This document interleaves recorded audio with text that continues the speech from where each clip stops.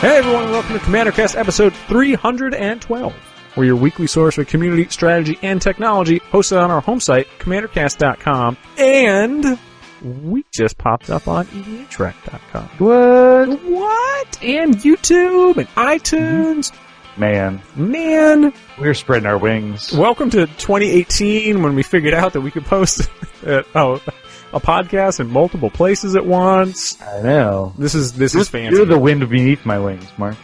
I'm stopping the podcast right now. So, I can't. No, Bette Midler reference too much. Sorry. Yeah, that was it. So, I can go. I was fine with you. We worked out the thing with ABBA, right? We're fine with that. That was alright. I tortured my students a couple of days because I played that in class for them, and they're like, what the hell are you doing? And I'm like, alright, we can get behind this. Bette Midler's where I draw the fucking line.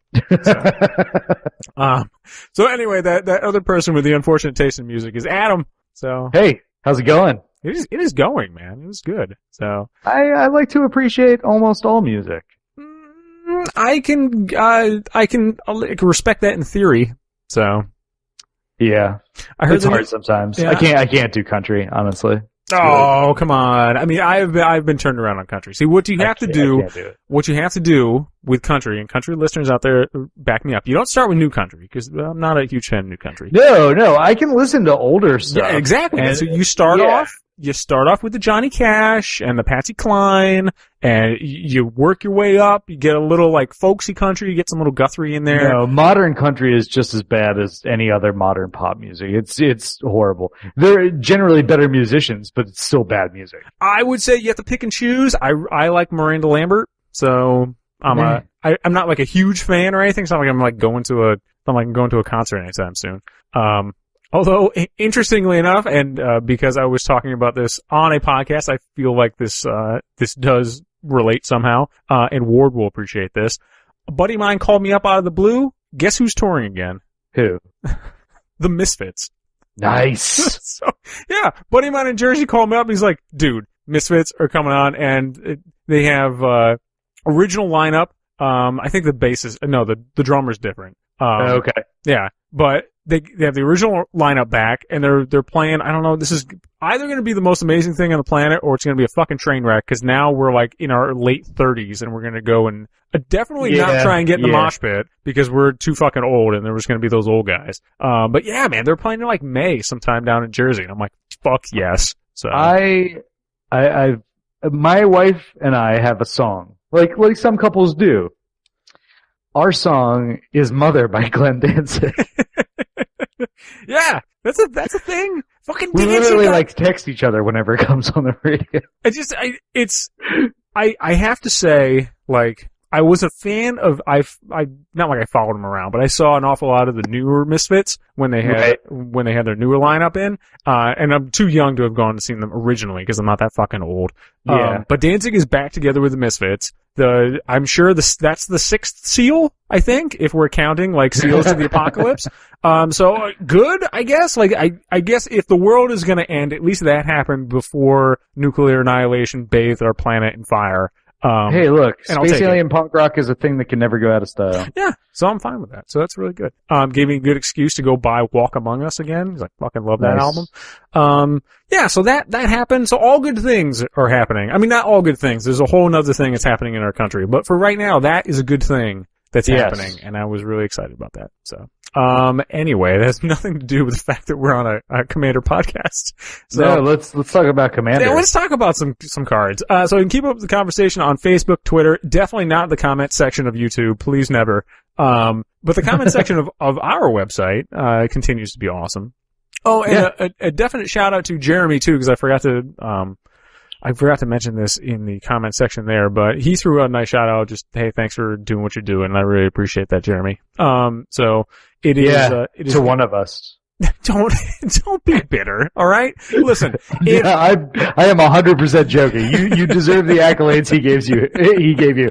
I am literally just Listen, Jeremy got the inside track, and he knew that you were a big Bette Midler fan, and that's why he's like, look, I just can't. I have to break with it right now. So I understand. It's fine. You know, it was kind of like he was sending me the vibe. I should have caught it. But thank you guys for listening. The only reason we do this is we continue to have fun. And then we were off last week just because of scheduling things. Like I had to go get my daughter baptized, whatever. And then we didn't get a chance to record, and I was kind of bummed. I'm like, oh, I want to talk about stuff. Yeah. However, in Community, I guess it's probably a good thing that we laid off a week, because, like, all the spoilers happened last week. Yeah, craziness. Yes. Just absolute craziness. So we're going to talk about that in Community this week, folks. And then a tiny little grammar change, and this is what you get when an English teacher hosts a podcast, so just deal with it, people who can't stand grammar, because I think it's important. So other than that, that's a great lead-in. Please listen after the interstitial. We're going to talk about grammar. And then we will get to the rest of the best 25 years of Magic this week. We're going to talk about Control and the history of Control and strategy, and then we're going to pick up with Mirage. From Mirage to Exodus, two of our favorite cards each. So stick with us after the break.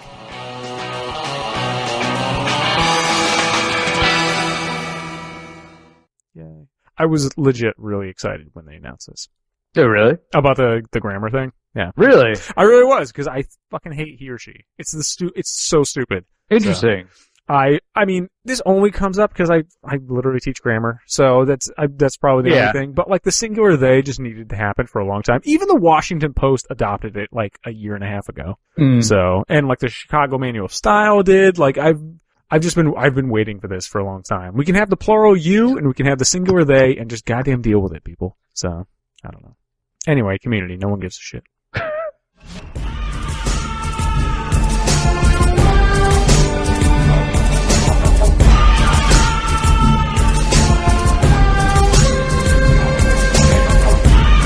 This week in Community, ladies and gentlemen, we're going to talk about some spoilers, because kind of a big thing happened in the world of leaks on the internet. But before we get to that, there was a little article that dropped on Kotaku by Cecilia D'Anastasio. I'm totally messing that now. I apologize. Not like she listens anyway, but I apologize for messing up people's last names.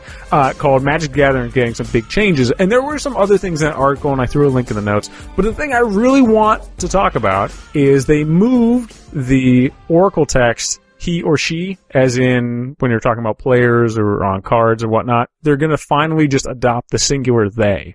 Yeah. So, for instance, if I can give you a real quick example of the he or she, which I should have pulled up before now. So, I mean, I saw somebody on Twitter give an example, you know, like, hey, somebody left their phone here. I hope that he or she is, you know, does not need it. I hope that they don't need it. Yes. Oh, I wasn't trying to give an example of the singular they, but yes, that I meant like there is a card. I know I'm not thinking about it right now, but I think of it it's one of those annoying things. Like it pops up on cards all the time. Like, right. When you're talking about multiple opponents, here we go. Here's a good example. Because it's just in the middle of it's just in the middle of why can't I talk? Anyway, acquire. Search target opponent's library for an artifact card and put that card on the battlefield in your control. Then that player shuffles his or her library. From now on, it's just going to be that player shuffles their library. Right. Boom. It's nice. It's simple. It's the way people actually speak. Because okay, so I have questions. Sure, go for it. All right. I have questions and comments. So I was talking to my wife about this, who is also an English major. And she was like, yeah, whatever. Stuff changes. And she was like, I was more bitter about the demasculating pronouns that happened like when we were in high school than this. So she said, like, back in the day, like in style guides and things like that, it was appropriate to just default to he. Mm-hmm.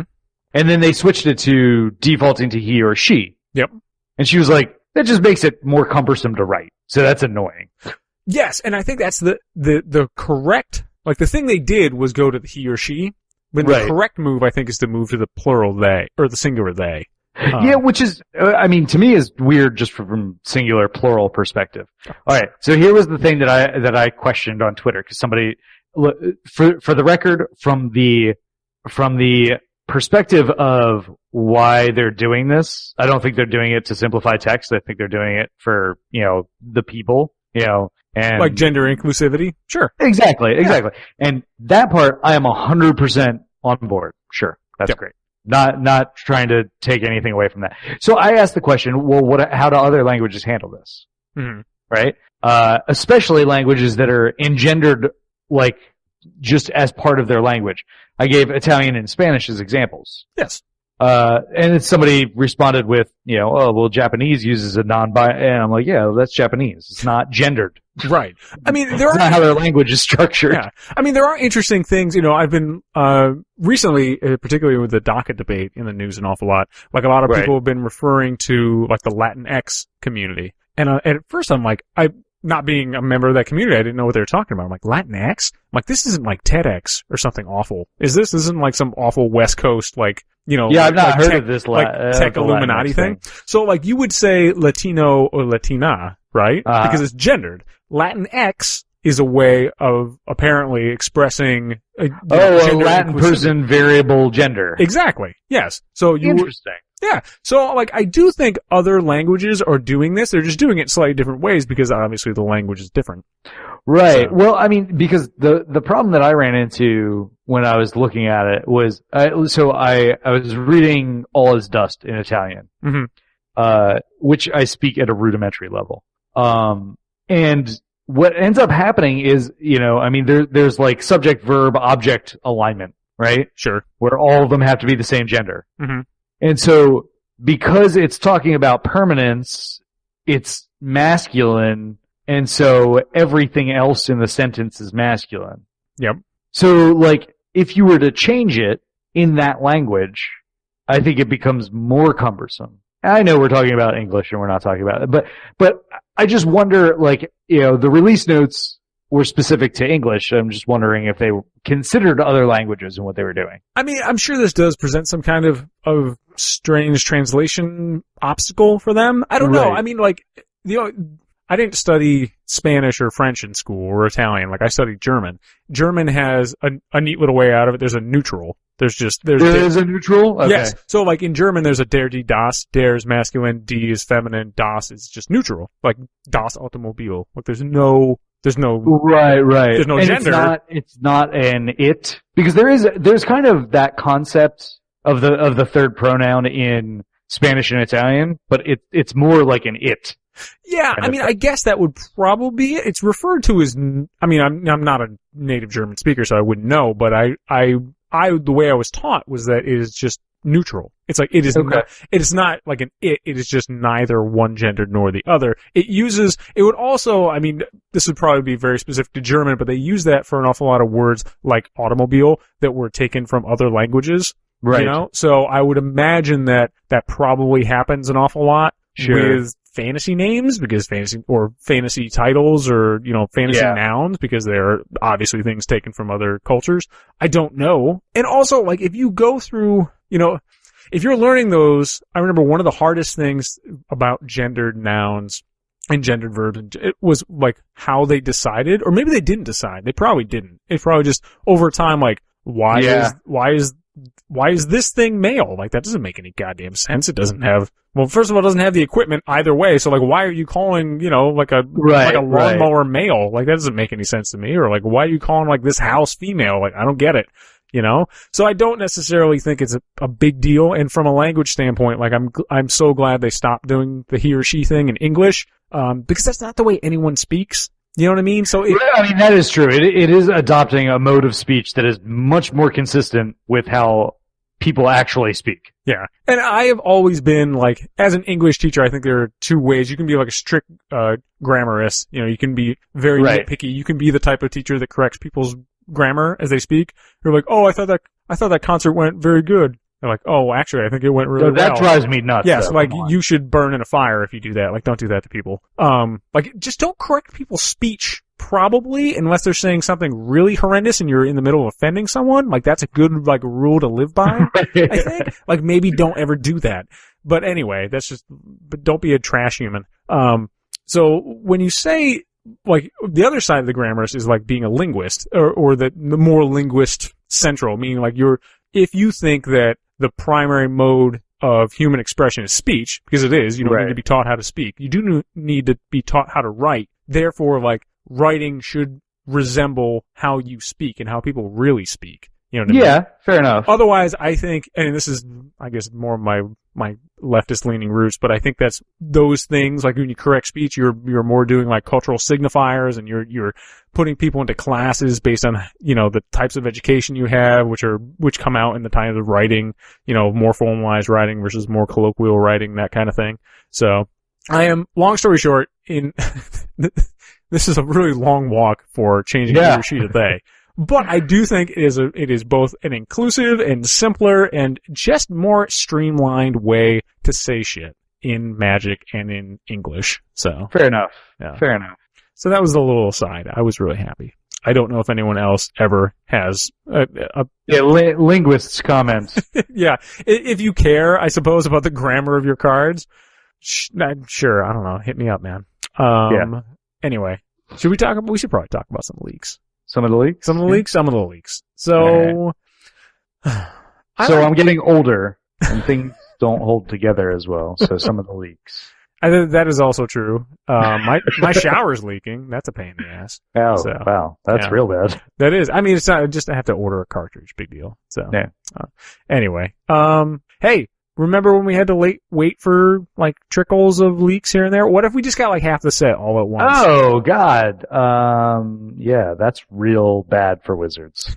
Real bad for Wizards. Real fucking awesome for us, though. Yeah, I mean, right? Like, I think I think we can address this the same way that we usually address it, in that, yes, it's super unfortunate that it happened. No, we don't want to promote anyone doing this. But me personally, I love spoilers enough that if they had them every week for the entire year, I'd be happy. So I'm glad to see them, but I don't want to promote people continuously destroying spoiler season for some people. Yeah, I mean, we talked about this before we were on air too. You know, the big problem I feel like with this is that now I get it all at once, and I'm not going to get that nice little trickle. Like, it's nice. I like kind of like logging in throughout the day and be like, oh, cool, like a new spoiler dropped. You know what I mean? I'm like, oh, that's kind of neat. It gives you, you know, like a little dopamine hit throughout the day. Something to look forward to. Yeah, exactly. You're like, ooh, look at that. Yeah, I mean, if I had one spoiler a day throughout the year, which is only 365 cards, it's not even like that much, then I'd be like, oh, this is awesome. Yeah, you know, I'd be really happy.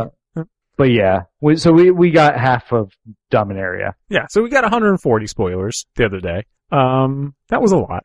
It was a lot. I was reading through it, and, you know, I'd like to say that Pants survived, but maybe not.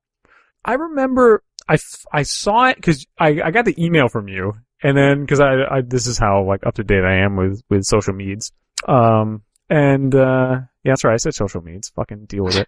And I looked down the list, and I'm like, shit, I have to get to work. Like, I literally don't have time to look through all these spoilers.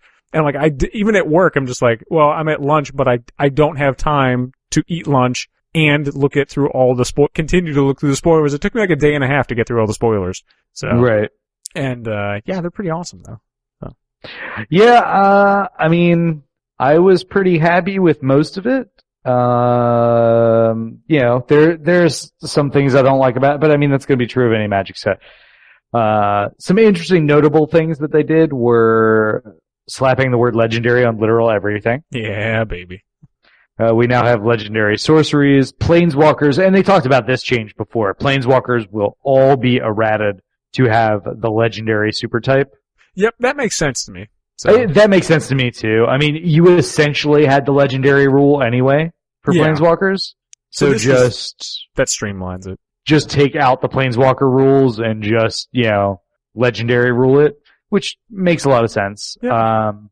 The legendary being on sorceries is really just flavor, and then I guess it's mechanical in that you can't cast it unless you have a legendary permanent or a legendary creature or planeswalker. Which, that part, I'm like, you know, whatever. Like, yeah, what happens if someone removes the legendary, like, if you had your commander out, that was your only legendary, and someone, like, snipes it in the middle, does that take it off the stack? I think you've already cast it. you're not removing its targets. I believe that it stays, but I'm not 100%. Okay. I mean, I don't know, and I don't really care because I know I'm going to mess something up. But yeah, I mean, none fine. of them are so good that I really care that much anyway. Yeah, like, I mean, you know, I was looking at the Orzhov one, like Primeval's Glorious Rebirth. Right. It's kind of neat. Like, I like that. You know, like, I love it when permanents come from graveyards to battlefields. That is my jam. Yeah. Sure. No, I mean, some of them are fine. I mean, Urza's Ruinous Blast is pretty cool. Yeah, that's kind of cool. Exile all non-land permanents that aren't legendary. You know, so Captain Sigh now has a really good board wipe. Yeah. I am a big fan of the artifacts that have come out because I think they're kind of neat. I love that we got a new Mox. I think that's pretty dope. So, I love that there's a Power Stone shard, and I'm going to make so many copies of that. It's going to be awesome. It reminds me of like the Cloudstone. Yeah, but it's really bad for EDH. I don't know. I'd make copies of it. I mean, that's loose. I put it under a prototype. This is what I'm doing with it, Adam. All right. I didn't say that you're making like good things. I said I'm going to put this under a prototype portal and I'm going to make a lot of fucking Power Stone shards and then they're going to make a lot of colorless mana and I'm going to be happy. All right. Yeah, this is about making me happy, Adam. This isn't about good plays or trying to win your games. All right. Just trying to make. I mean, there's Jorah's Familiar, which makes all artifacts cost one less. Yeah, I like that. And legendaries too. Also makes your commander cost less. Yeah. It's pretty dope. It's a bird. We actually got some weird bird support too. It's like Homard support, bird support. Yeah. They brought back a Banalish Knight. So overall, what do you think? You think they did a good job so far? Oh, I am so on board for pandering trash. So it's not trash. It's like super pandering, and I'm so on board for it. So it is super pandering, and so we were talking about this a little bit before the show, and I think it's important to talk about now. I think that this deck is the most pandering set since Dinosaur Pirate Island. Yeah, I'm so fine with that. So fine. But I think it's pandering in a good way, because Dinosaurs and Pirates didn't make any sense. I'm sorry. It totally didn't, but I don't need my fantasy sets to make sense. So. This is pandering in the exact way. What Wizards should do is every time a Magic player complains about something, sans the reserve list, let's just go away from that. Every time a Magic player complains about something, they should just do it. Yeah. I'm totally fine with that. Like, hey, we don't have a good angel, lord. Here you go. Yeah. Got it. We haven't seen Homrids for years. Here you go, Homrids. Like, it doesn't affect gameplay 99% of the time that you do that. Yes. 100, like, I would say nearly, I would go like 99.99. Like, what's the dub bar percent? Like 99.4? Like, it doesn't. Hey, we got Llanowar elves back. Sweet. What's the worst thing that happens? You end up with a green big stompy deck that ends up facing against a control deck in standard tournaments? I don't care. Hell yeah. They brought back Thorn Elemental. Right. Guess what? Relentless Rats cost $3 a piece. Just print a different version. Yeah. That's awesome. That's so good. Like, now you can do more things with rats. Tell me you don't like the Squee. Like, Squee is awesome. Squee's amazing. Me? Yeah. I don't know how to break it yet, but it seems breakable. Anytime it says you can cast from exile, I'm sure you can break it. People have been messing around with that goddamn Mist Hollow Griffin for years, and that thing's a piece of shit. Yeah, exactly. So, yeah, I am a huge fan. So, they got Dauntless Bodyguard, which I'm always a fan of, just sacking things to give indestructible to anything. Please, more of that. They brought back dumb Lich stuff. Yeah, I know. That's amazing. Like, I never thought we would see another, like, it's not gonna be good, I'm gonna lose the game because of this. Anytime they print a card that says you're gonna lose the game. So, I'm gonna lose the game because of that card. Like, 100% of the time. But it doesn't matter. It doesn't really matter. It's totally worth it. And it's hexproof. It's fucking hexproof. They fixed it. So. Yeah, we got Liliana's fourth demon. We got Jaya back as a planeswalker. Thank you. Yep. I'm a little surprised that the planeswalker isn't closer in the abilities to Jaya. Yeah, that was the strange part, but okay. But she's learned over the years, and she ramps. Yeah. She's a mono red walker that straight up ramps to plus. Mm-hmm. That's so good. And she draws cards. Like, it's got the filter, it's got the ramp, like that's, I don't know, one of the best, immediately one of the best red planeswalkers ever printed. So. I mean, I am a huge fan, yeah. Yeah. They didn't bring back Venser, but tell me that Teferi isn't kind of Venser. So. Yeah. He's better, though. I mean, arguably. I don't know. No. I would say so. Draw a card on tap lands to plus him. His ult is better. His ult is better. Non-land permanent? Like, what's that card that does this? There's a card that puts a non-land permanent, like, into the owner's library, third from the top. Like. Oh, yeah, I don't know. I like that. It's not as good as alright, I suppose if you're going for the blink thing, but maybe never build the blink deck. I think that's probably where I've landed in my old age. Right. So I'm a big fan of Teferi. I am a little disappointed that Karn Liberated didn't get reprinted. Screw that, man. I like Karn. Yo, it's a colorless thing that draws me cards. Yes, and it costs 4. Yep. And it comes in with 5 loyalty, which is pretty good. Guess what? I just have to redo my Karn deck again. So yeah, it's the best. I want more Karn. I got more cool artifacts. I got Power Stone shards. In general, Dominaria pretty awesome. Mm-hmm. Yeah, like what? I mean, we are going to go into more depth about this. Sure. Yeah, I mean today is not the day for that, but I'm sure we will go through this. I have been thinking about it, and I am not sure yet because we don't have the entire set. This may turn out to be the single most impactful set for Commander ever. I mean, strictly from number of legendary creatures, I think it's hard to argue it wouldn't be. Like, there are so many commanders here. The only thing that comes close, I think, is Commander 2016. Yeah. You know? Yeah. Like, there are so many different options here. Like, this is one of the best sets for Commander in a long time. And we've only seen half of the set so far. So. Yes, exactly. I mean, the thing I like most is, I don't know if I'm going to build around a lot of these commanders, but I find immediate places for them in a bunch of different decks. Right. So, like Groon the Lonely King, holy fuck do I want to put him in a Rafika the Many deck. Like, immediately. Immediately. It's just going to be the best thing ever.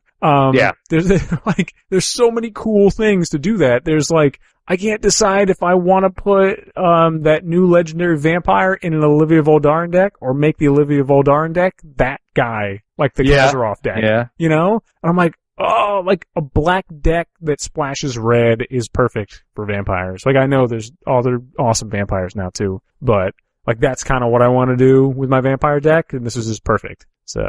Yeah, it's gonna be interesting. I don't know. There's red things that draw cards. There's fungus counters back.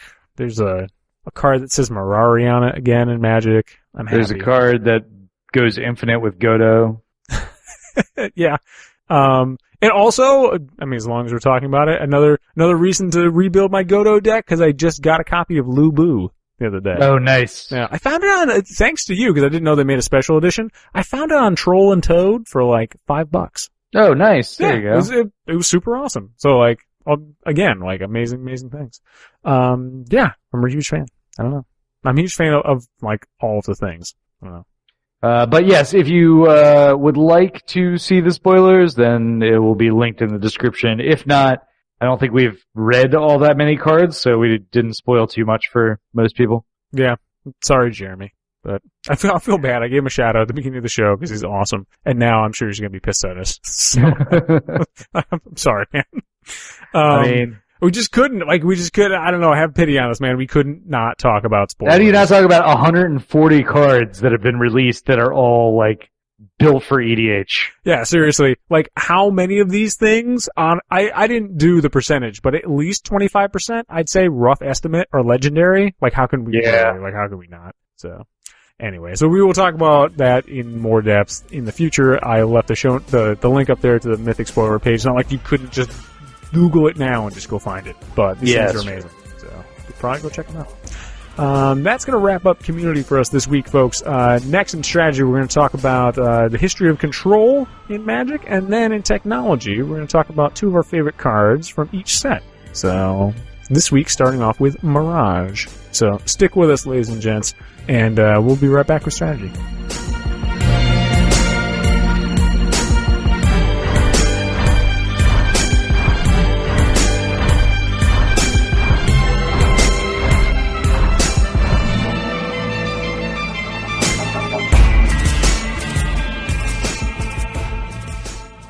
Yay, strategy.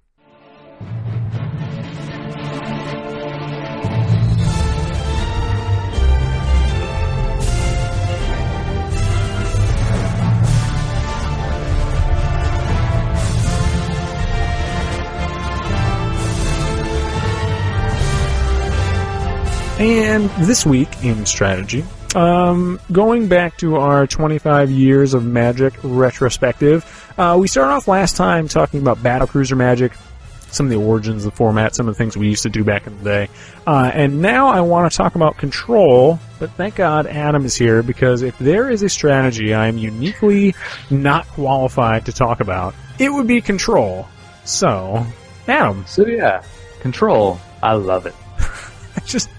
I don't know, I want to say I am very proud of myself for the tagline I put on our show notes about why having control issues has been a winning strategy for a quarter century. I'm very proud of that. That's pretty good. Yeah. But yeah, tell us about Control, man, because I do not. I try, but I do not play Control. So Control has been around. I mean, since before EDH has been around. Control was a winning strategy in the earliest decks in Magic, when you still had power, allowed and things like that. There was a World Championship deck by Zach Dolan that was Angel Stasis, and that was a Control deck. I remember playing Control in, you could call it Troll, but yeah, you're not wrong there. I remember playing Control fairly competitively in '96, I think it was, where I was basically playing like Millstone Control. Where I think like my finishers were like Kil'jaeden, Outpost, and Blinking Spirit, and that's about it. Boy, that's not what I would do with Blinking Spirit, but yeah. So yeah, I mean that and milling them out with Millstone, which tell you what, that's a grind. I'm just gonna sail right over that. I refuse to even acknowledge that pun just happened, so it's fine. What happened? Like milling them out, it's a grind? Oh god, yeah, sorry. See what I mean? See, you made a pun so bad even you didn't recognize it. It's like your brain wouldn't allow it to come through. So. Yeah. So, Control has obviously permeated into all parts of Magic, including EDH. I think some Control strategies are significantly less viable than others, though, in EDH. Meaning, permission decks do not work nearly as well as you want them to in EDH, because you have to, like, you're playing against probably 3-4 other people, and you just can't have that many counterspells. I mean, yeah, it's really, really hard. Plus, I don't know if you know this, Adam, people really don't like having their shit countered. I mean, I don't care. People don't like having their stuff destroyed either, but they got to cast it. Like, do you not? I seem to think, and maybe I'm wrong with this, but I've always thought that people have way more of a wild hair up their rear end about having their stuff countered than having it destroyed. It doesn't make any rational sense. It makes zero sense. It's absolutely none. But because of that, like, I've been playing around more with like putting spells back in their hand, and seeing if that works. Like, it's annoying, but I'm trying to be like family friendly, I guess. So yeah, tempo's different. Yeah, I'm not a fan, but yeah, I mean, permission decks don't work as well in EDH. But some of the concepts of like card advantage and inevitability definitely carry over into EDH.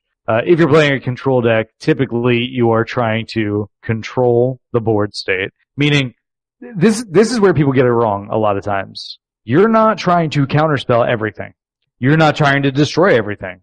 You're trying to get the game to a point where you are stable enough that whatever you have as your win condition is a mere inevitability. Yep. That's a good point. That's it. Yeah. Like, I don't care what you're doing. I don't care what you're doing. I care what I'm doing. If you try and interact with me in any way that seems negative, I need to be able to stop it so I can stabilize everything so that I can win. Early on, that was just stabilizing the board enough that I can stick a Sarah Angel and you don't have anything to do about it and killing you with it. In EDH, that's a lot harder. You need stronger finishers, or you need to put people so far behind in the resource game, with stacks type abilities that you can win that way. So, your Grand Arbiters and your Smokestacks and things like that.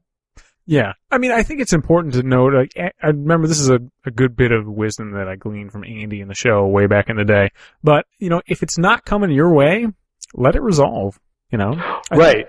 I think that's a thing that you have to get used to coming from the world of 1v1 to multiplayer, particularly if you're not used to doing like kitchen table stuff and you're just coming from like F&M and you're like, hey, what's this EDH thing?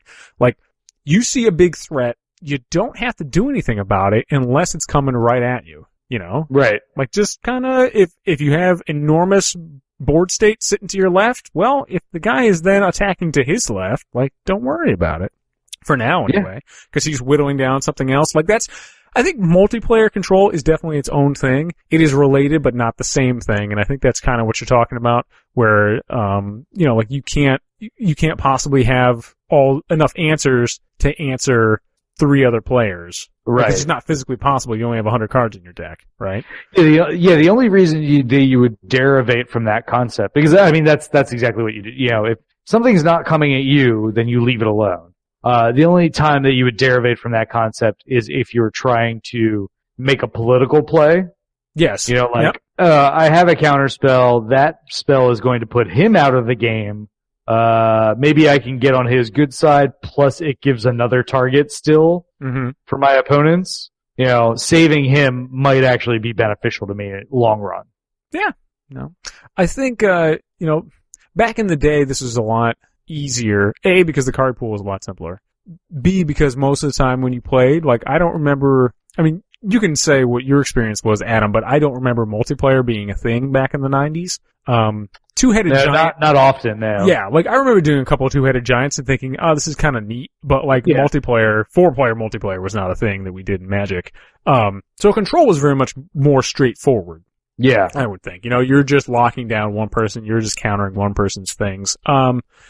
Do you remember, you know, like what some of the first control decks you had relied on? It was basically like, 40% counter magic, 40% removal, and 10% win con? Yeah. Do you think that percentage has changed that much over the years? No, probably not. I mean, depending on the format that you're talking about, probably not. I think that you're probably still looking for that. If any of those percentages change, it's only so that you can draw more cards. You know, like your Sphinx Rev type decks. Obviously, we're playing 4 Sphinxes Rev, and they didn't do any of the things I mentioned. Yeah. But they fall into the 10%, really, because you're just trying to draw more cards so you can draw into your win condition. Okay. So, yeah, I don't think that it's vacillated too much. I think that's kind of still how I would structure it. Yeah. Now that idea of having that big, strong finisher, do you think that came about with like Zach's Angel deck when, you know, he was relying on presumably Sarah Angels to finish off people? Like, do you think that has changed a lot over the years, or do you think people still rely particularly on that 1 or 2 strong creatures to get the job done? No, I think that part actually is very fluid. Especially in EDH. In EDH, relying on like the one big creature to get the job done is really hard, because you almost have to cataclysm, you know, like leaving everybody with like nothing. Yeah. And just having that one thing. And have something big. And still you're probably only going to be able to take out one person, because I mean, how big is big, you know, like. Yeah. Biggest creature we're probably going to be talking about is like maybe a 2020. Sure. Yeah. And even then, have a Merit Lage token. Yeah. And even then, like, you only have so many combat steps, presumably. So. Right. And people run swords and things like it's not, so I think that relying on more varied kind of lockdown or infinite type strategies that just win automatically via who cares. You know, I mean, you make infinite mana and who cares what happens after that? You know, like, fair enough. You won via some card that had an X in it. Or some series of cards that you could just recur over and over. Yeah. So I think in EDH it's leaned a lot more toward that. In things like Standard and Modern, I think the control still leans a lot higher on, let's stick something with at least like a 5 power on board and control the rest. Not even a 5 power. I mean, Celestial Colonnade sees a lot of play. Yeah. And sometimes that's just a finisher. Man, I talk about lands I wish they would reprint, right? I mean, yeah, it needs it.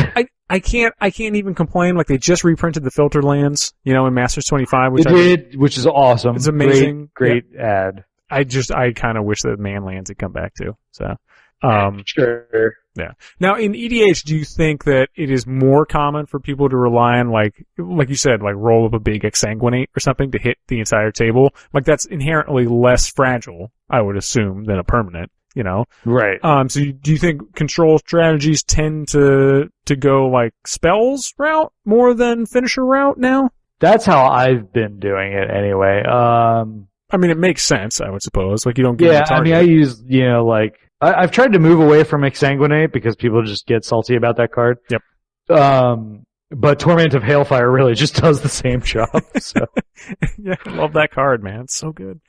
Yeah, in my newest deck, which has not been featured anywhere yet, because I'm waiting, but I have a few different win conditions, that are all X spells, and Exsanguinate, Torment of it, and it essentially is it's a combo control deck, more combo than control. But I can make you draw infinite cards. I can take infinite life from you in a few different ways. I can Torment of Hailfire for infinite. Actually, none of them infinite. It doesn't really go infinite. It just does them for like X equals 40. Yeah, that's really. Do you need more? Like, if you can roll up 40, like I think you're probably okay. Yeah. So, I mean, at that point, like if you're rolling up 40. Like, the drop-off of, like, cost-to-benefit ratio between 40 and a million, I think is probably pretty low. Yeah. You know, whatever. And it is the most fun deck that I've ever built. Really? Do you mind? I don't want you to spoil it. Who's the general? Who's the general? Damia. Oh, okay. Well, never mind. Wow. I never play her. Sure. Yeah. Why bother? You have in all the playtesting. I've never played it.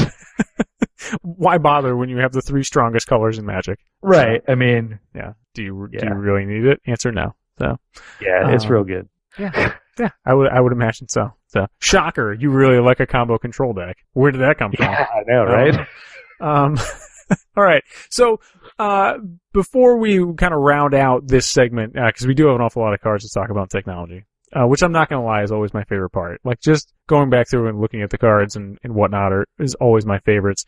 I know. But how about, since we kind of covered the oldies but goodies last time, what are some of the key cards for control from back in the day? Maybe like some 90s control if I was going to play it, that maybe we haven't touched on yet. Key players. God, I mean... Besides Stasis, I guess. But Stasis is kind of like way up there. Stasis and Kismet were like huge. Oh, I love me some Kismet. God. Yeah. Kismet or Frozen Aether. That's a good one too. Yep. Yeah. Some good one, obviously your, counter magic, like Counterspell, Pact of Negation. Pact of Negation and Force of Will, I almost put more in combo than control. You can use real counter spells in control decks. I mean, I think one of the things that you're missing is one of the new cards that just got spoiled from the set. No Icy Manipulator in there? Yeah, I mean, Icy was kind of a thing back in the day, but Icy was more for manipulating the game state. Like Icy was there. Is it not to control the game state? Is that not? I mean, I'm not a real control player, but I remember having that played against me in control settings. Yeah, so. I think it was mostly to counteract things like Winter Orb, so that it was bad against your opponents. Like you would be icying your own stuff. Yeah. As opposed to their stuff. I mean, yeah, sometimes you would use it against their big beater because, a Shivan Dragon getting taken care of for 1 mana every turn is pretty decent. But yeah, the Winter Orb thing was my favorite to do with it. God damn you. I know. Fucking hate that card. Look, I mean, I can't make control something it's not. I mean, it does actually even make sense in the for the longest time I couldn't figure out why Icy Manipulator, and now I'm like, oh, Icy Manipulator, Winter Orb. Yeah, those two things seem like they go together. So, yeah, they do. Yeah, they really do. And I don't want to really like the new art for the Eternal Masters Winter Orb, but I really like the new art for Eternal Masters Winter Orb. Oh, it's really good. It's really, really good. Yeah. It's way better than the bowling ball tumor on a polar bear than the old art was. So now all you need is the Modern Masters one in German. Yes, absolutely. Yeah. Now, I think we can probably save like the Armageddon effects for like a stacks thing. But do you think that really played into, like, did Armageddon play into a control strat, or do you? I mean, it did, and it did. Like I would potentially classify Earn 'em and Burn 'em as somewhat control-y. Now, what do you mean by Earn 'em and Burn 'em? Okay, so Earn 'em and Burn 'em, the concept there was that you basically, you're green-white as your base, and you do whatever you can to ramp out as much as you can, and get to 4 mana. Okay. At which point you play, which wasn't hard. I mean, you had like fast bond and things like that, you know? So you would play out Earn 'em Djinn, which was a 4/5, and then you would play an Armageddon. Cause the only downside to Earn 'em Djinn is it gave your opponent's creatures Forest Walk. Oh yeah, I'm like, who cares? Yeah. Right, so you just blow up all your forests and their stuff, and then you have a bigger creature than they do, you know, and you probably held back a land so that you had like Path available, or not Path, sorry, older cards, Swords, you know, so that if they did play anything, it wasn't a blocker, so you just had a 5-turn clock with the Djinn, you know. So those kind of things, were somewhat control-y because they did play, Armageddons. I think they might have had 1 or 2 Wraths in them, just in case somebody else was doing the same thing, you know.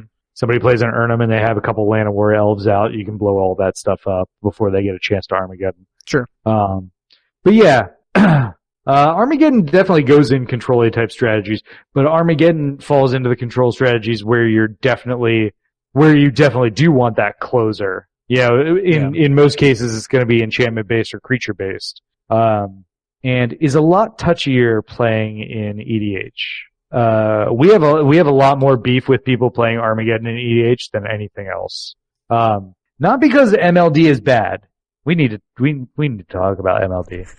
Yeah, I mean, that needs to be one of the next segments on strategy we can talk about. So MLD is not bad. It is not. I mean, don't you want? We should save the fire for another show. Yeah, but but literally, MLD when you don't know how to win is bad. Yes, that's the crux of it. So that like is the firm commander cast stance on mass land destruction. Yep. Right. Yeah. I have zero problem. Like if you play Armageddon and 2 turns later you won, then you're fine. Yeah, totally fine. If you play Armageddon and everybody builds back up to 7 lands, then you failed in everything. Yes, yeah. You didn't do the thing. Yeah.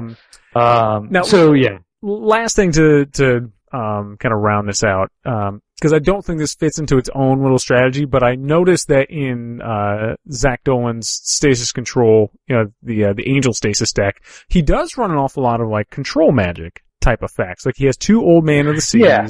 He's got a control magic. Did that really play into it back in the day? Because that is the one thing that I do not see typically in a modern like EDH setting. By modern, I mean modern, temporarily not modern decks. So I mean, I think that deck being basically unlimited cards only, like no expansions, right? I believe so. Yeah. Well, no, because Arabian Nights, Old Man of the Sea, yeah, Arabian Nights. Yeah, okay. There weren't really that many finishers. So, I mean, if somebody takes out yours or somebody is playing some kind of beats type deck, you know, having control magic available or a clone or something like that wasn't bad. I mean, he's running Old Man from the Sea too for the same reason. Right. And Vesuvian Doppelganger, presumably for the same reason. Yeah, I mean, I think it's a weaker strategy now because we do have enough decent finishers. Back then, you know, you're I don't ever like relying on other people's decks to fire. I don't like clone decks or control magic decks, that are overly themed. Like, I'm still gonna play Bribery because it's still a good card, you know? Yeah. But I don't want to depend on somebody else's deck being good. I think everyone probably does this once and then probably puts it away, but I did build like the Riku all the clones deck. Oh, sure. I mean, it's fun to try, but like, yeah, eventually you're just like, okay. Yeah, I mean, it's not that good. I do think it's kind of ironic because we're at a point where creatures have never been better and like creatures do all the things. Right. Like back in the day, it was just like, yeah, you just have a big beater. Like if it was a big beater and it flew, like that was amazing. That's why there's 4 Sarah Angels in this winning for world championship deck. Like, yeah, I mean, because there wasn't anything. Believe me, people, if there were other things, they would have been playing the other things. Yeah, that's what they were running. I mean, and it got around removal like Royal Assassin and things like that. Yes, because that was legit something you had to worry about. Yeah. So I just think it's kind of interesting that like control magic has kind of fallen off control strats. That was my last little bit of insight there. Yeah. Yeah, I mean, I think you can still get away with like, running one or two. Mm-hmm. Yeah, because it kind of almost counts as removal. Yeah. Because you're removing it from their board regardless of whether you want it or not. Mm-hmm. But yeah, it's not great. Oh, they even had Legends out at this point because he has Mana Drain in there. Oh yeah. I mean, I think the best part of control strats come from, like off-color interactions. Like there's that weird instant in white that lets you regenerate and then gain control of a creature. Yeah. There's a card that Jabari's Influence? Yeah. Or it's not an influence, just I don't know, it has Gerard. Oh no, Jabari's Influence is a different one that just gains control of a creature. It's not the regenerate one. Yeah. I know what you're talking about. Yeah, but that one. I don't remember.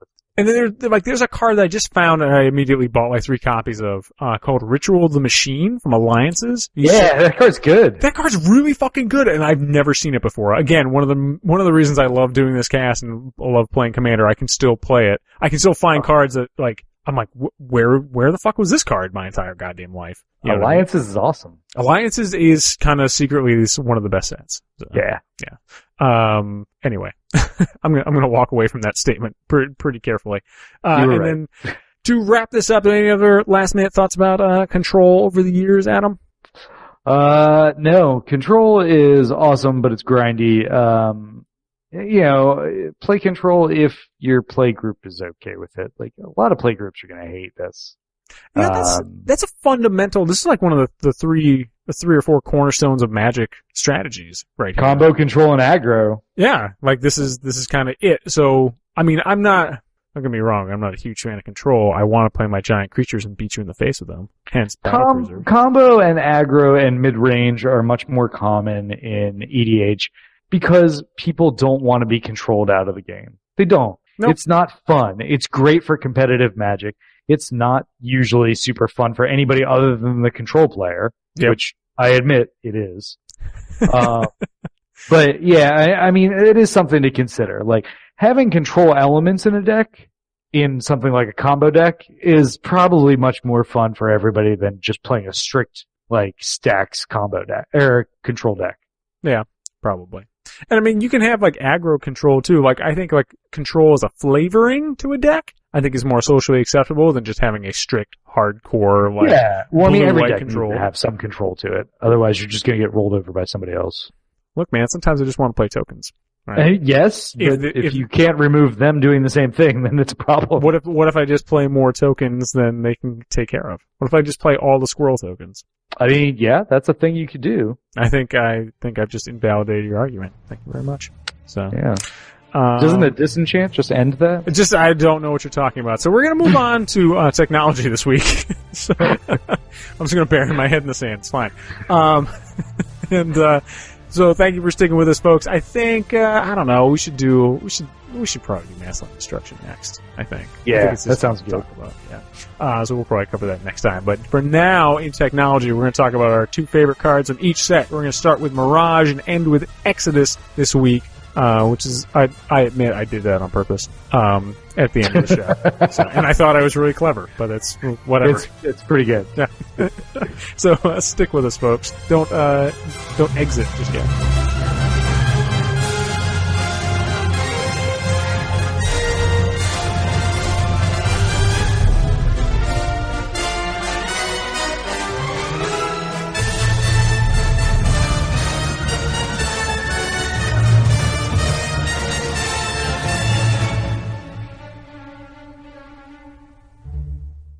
No, I really like that you went first because now we don't have to have the exact same thing on the list. Like Hammer of Begarden was definitely one of the ones I'm like, oh shit, yeah, definitely. Same thing with like Wood Elves and all the rest, yeah. Your 2 picks when I just saw them for Mirage, I was like, oh, those were both on my short list.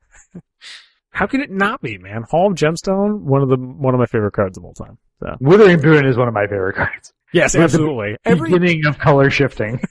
I love that, like, every time I go to put together a black deck, I've been in the mood to, like, put together mono black decks recently, and, like, I have to find a reason to not put that card in that deck. Like, it's so good. Yeah, it is. Anyway, same thing with Hall of Gemstone. Every time I put together a mono green deck, like, why would I not put that card in it? And it's still only $4. Like, what the fuck? So, yeah, I need to pick one up. That is a really good card. It's really good. You will never inspire so much hate in a mono green deck. I know, it's great. It's just straight up Blood Moon. It's amazing. Technology.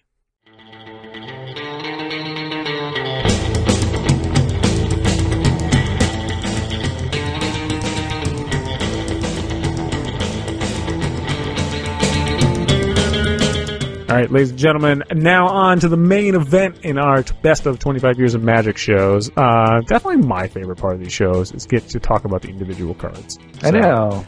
It's just so good. I could talk about, like, every card throughout Magic without really, like, any effort. Like, it just sounds like a fun thing to do. Like, let's start at A and go. Yeah, it's just like, hey, you ever play that Acquire? Man, it's a good card. So yeah. So we're going to start with Mirage this week, and then, the shtick for this segment is that Adam and I both pick two of our favorite cards from each set. These are not necessarily, like, the best and the brightest, because I think that's kind of a boring topic to go through. Like, what is the objectively most effective card? Like, fucking, you're listening to Commander Cast. What the hell are you doing? Yeah. That's not... No. I mean, as frame of reference, I think coming up to Masters 25, we were kind of thinking, like, what we want to see reprinted. Like, what are some of our favorites? And that's basically the frame of reference I was using. Absolutely. Yeah, so just so you're clear, folks, is we don't mismatch anybody's expectations with the reality of Commander Cast. Yeah. If you were coming here for the hardcore strategy, you might have clicked on the wrong podcast. So. No, I mean, like, I think that it's important to, like, look at some of it, because I chose commons and uncommons intentionally. Like, they are important cards. Yeah. Don't just look at, like, the two most expensive cards, Yeah, exactly. Because I'm not going to pick Lion's Eye Diamond. Yeah, I mean, Lion's Eye Diamond is kind of neat. I don't really see much of a use case for it in Commander most of the time. I mean, it's nice. Don't get me wrong. If I owned one, there's a few decks I would run it, but not that.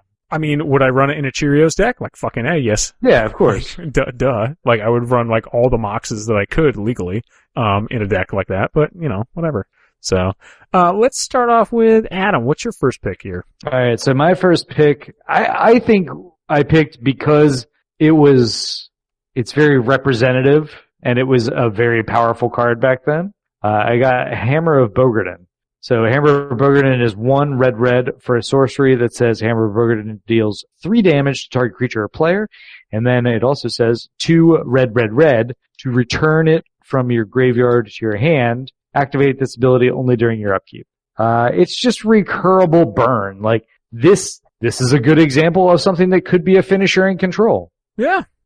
If you have everything else locked down, I'm gonna hit you for 3. I'll recur it next turn and hit you for 3 again. Yeah.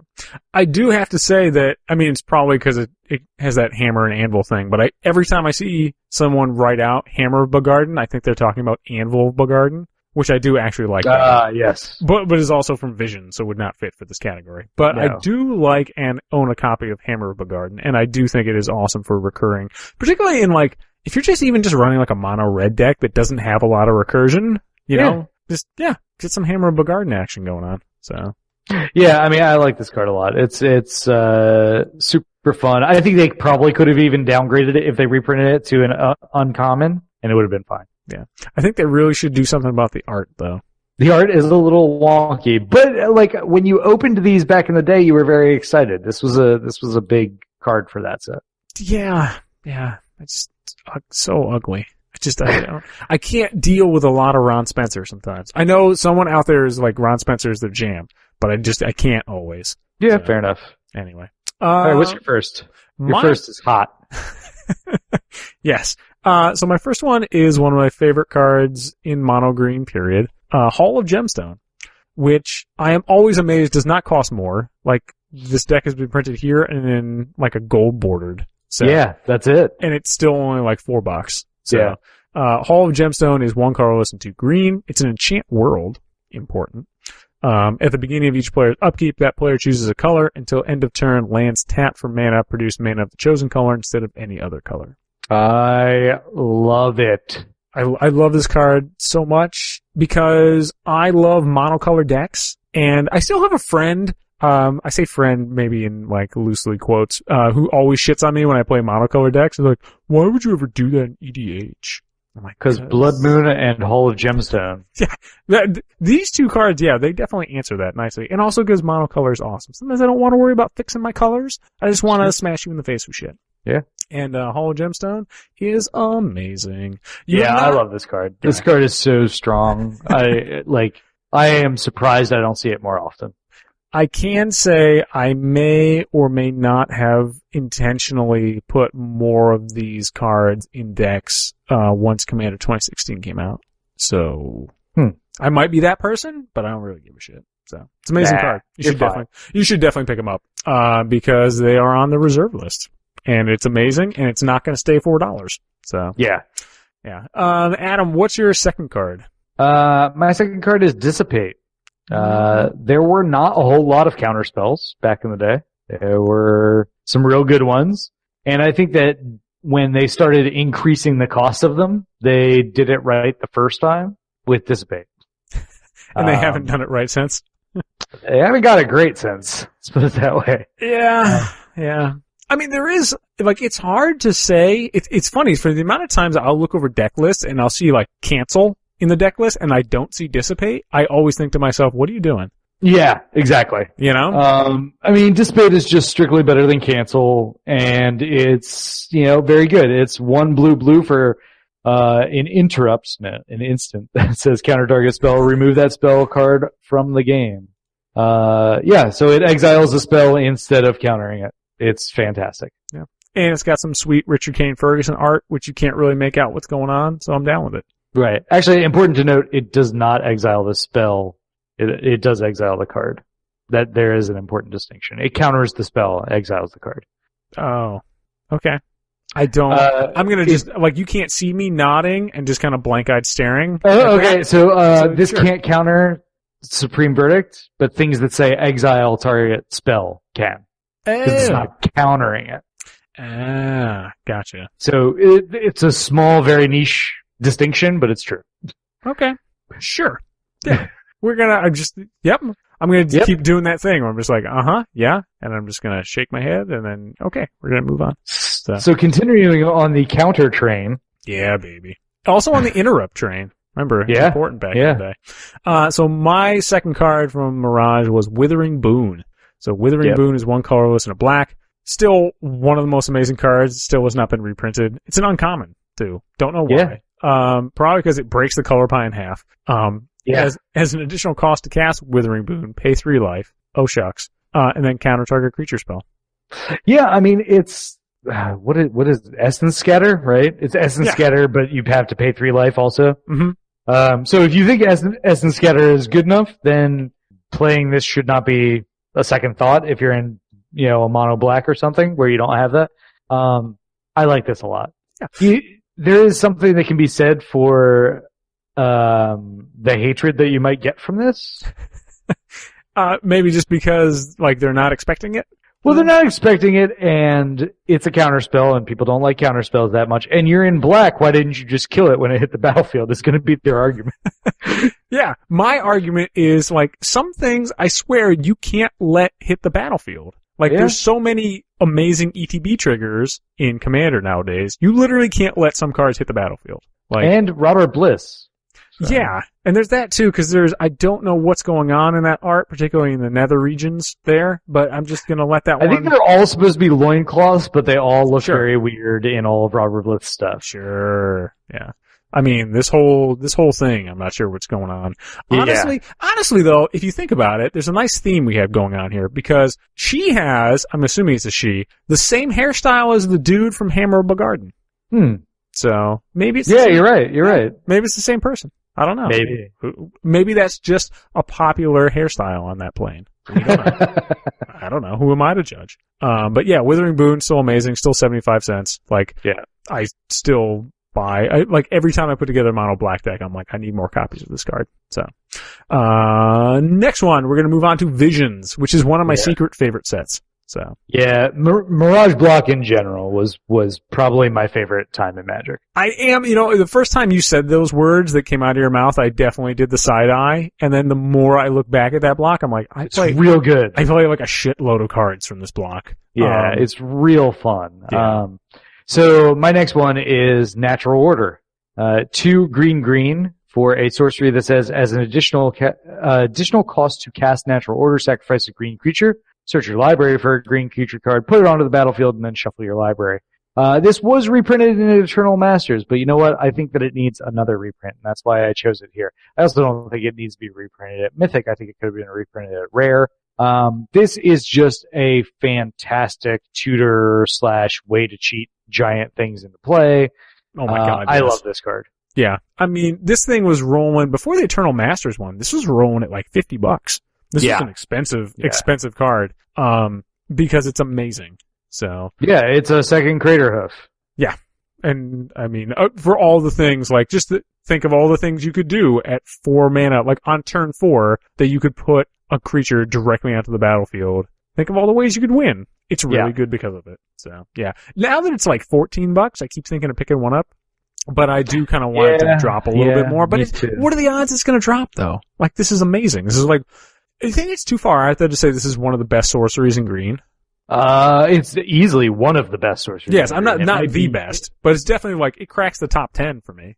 Like, yeah, for sure. Yeah, it's real good. And like, would I pay $14 for this effect? Yeah, probably. Like, have I paid $14 for more goofy, stupid effects? Like, I just paid $12 for a Hall of the Bandit Lord. Like, yeah, I should probably just get over it and go buy a copy of Natural Order. It's just amazing. Yeah. Anyway. My next card, I know this is bad. I know I should just not buy this. Is it? It's not, well, it's slightly, I like it because it came out before the land, and it's amazing, and it's like one of my favorite budget options ever. So it's Blanket of Night. Blanket of Night is 1 colorless and 2 black. It's an uncommon enchantment from Visions. And it's just Urborg. It's just each land is a swamp in addition to its other lands. Right. And I love this so much because I think it opens up a lot of space for budget options for people. Like if I play a lot of 2DH lately. Right. And I'm just way too cheap to keep buying Urborgs, because Urborg is one of the best lands ever printed. Yeah. But I still want that effect. This is slightly, I would say it's slightly more fragile, but honestly, like, it's a toss-up between if it's a land or if it's an... Yeah, I don't think it's necessarily more fragile. I mean, it costs 3 as opposed to costing 0. Yeah, and it doesn't produce mana as opposed to producing mana. So, right. Yeah, like, that's the trade-off. Like, it takes up a slot in your deck that is, for other spells. But I just love Blanket of Night. Like, it's so good. Yeah. Like, I play this an awful lot in the same places you would play Urborg. It's a fantastic budget option that doesn't get a lot of love. And it's 30 cents. It's fucking 33 cents, people, versus $20. Yeah. It's like, save the money and go buy a Natural Order. So. It's true. It's true. Your next one, I was actually surprised you put this on there. So my next one, well, because it desperately needs a reprint. It was an uncommon, and it's $5. Yeah, you're not going to get any argument from me. I was just surprised to see it on there. So. Yeah, I mean, like I said, I was really looking for things that should be reprinted at a lot of different rarities. Mm-hmm. And Necromancy is my pick here. So Necromancy is one of the most oddly worded cards, which is probably why it didn't get reprinted. Necromancy is an enchantment for 2 and a black. And I'm gonna go ahead and read it, I guess. Yeah, it's a block attack. I could paraphrase, but you may cast Necromancy as though it had flash. If you cast it any time a sorcery couldn't be cast, the controller of the permanent it becomes sacrifices it at the beginning of the next cleanup step. All right, so you can cast it like it is flash. If you cast it at any time, it only works till end of turn. Yeah. If you don't cast it during your main phase, then you have to sacrifice the permanent. So yeah. The other part of it is when Necromancy enters the battlefield, if it's on the battlefield, it becomes an aura with enchant creature put onto the battlefield with Necromancy. Put target creature card from a graveyard onto the battlefield under your control and attach Necromancy to it. When Necromancy leaves the battlefield, that creature's controller sacrifices it. It's animate dead. that you can play it at instant speed. Yeah, like honestly, like could we all just have like a gentleman's agreement and just say like, yo, it's animate dead, but you can sometimes play it with Flash. Like, that's what it is, and it doesn't have the -1. Oh, like you could condense this, and the sad part is I feel like they have condensed it. Like, they tried, it's just what will be the person who had to write the Oracle text for this, and they're like, oh fuck, you know? Yeah. Like, this is one that like their boss just kind of handed them off. They did like the boss in oh Christ, what's the Mike Judge movie that like everyone references? Office Space. Yes, Office Space. Like the boss in Office Space who asks you to work on the weekends. Like he's just Lundberg. like if you could just simplify the text on this card, that'd be great. So, and just kind of like leaves it and walks away. So, that was Necromancy. But it's amazing. It's an uncommon, just like you said, it's a $5 uncommon.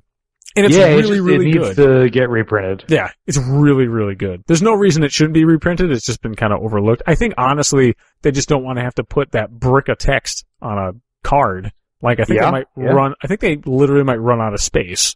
I think that might be the biggest problem, is like lack of font space. I mean, it's somewhere between that and just like, it's a bit of a rulings kind of like nightmare when people have to read that and they're like, I don't actually know how this card works, and Yeah, it's just, I don't know. Yeah, I know. And then, like, I love the fact that they had to specifically, like, in the ruling, there's a specific thing where, like, well, if you cast it using Vidalcan Orrery, then I know, I was just reading that, it's hilarious. You're like, you don't really have to sacrifice it, and you're this and that, and whatever. Like, this is a rules nightmare, so that's the reason why they haven't done it. But man, it's still pretty good. So, I'm a big fan of this. I run this in a bunch of, Reanimate decks, particularly because Reanimate is ridiculously expensive nowadays. Like, hey, you remember the time when Reanimate was only $5? Yeah. Anyway, Necromancy doesn't have any of the downside, except occasionally you might have to sacrifice it. But is that even really a downside in a deck? You're not exiling it. You don't even exile the enchantment. Right. Like, it's just really good.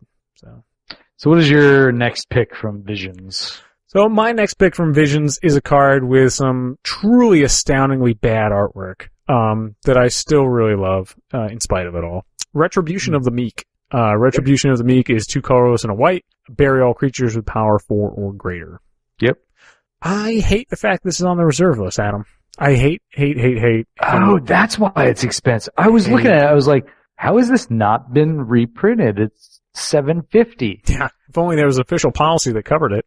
So, it's nuts. It's like, and I feel like you could easily just modify this. I mean, they kind of did with like Consume the Meek, you know? Yeah. And I'm like, but that was like 3 or less, I think. Yeah. You know, like this, White has that weird ability to destroy something with power 4 or greater. For some reason, like, White doesn't like shit that's any stronger than a Sarah Angel. So, I don't know, whatever it is, there's a thing there. This is an amazing card. Like, it is good. Yeah. I mean, well, it's Elspeth's minus, right?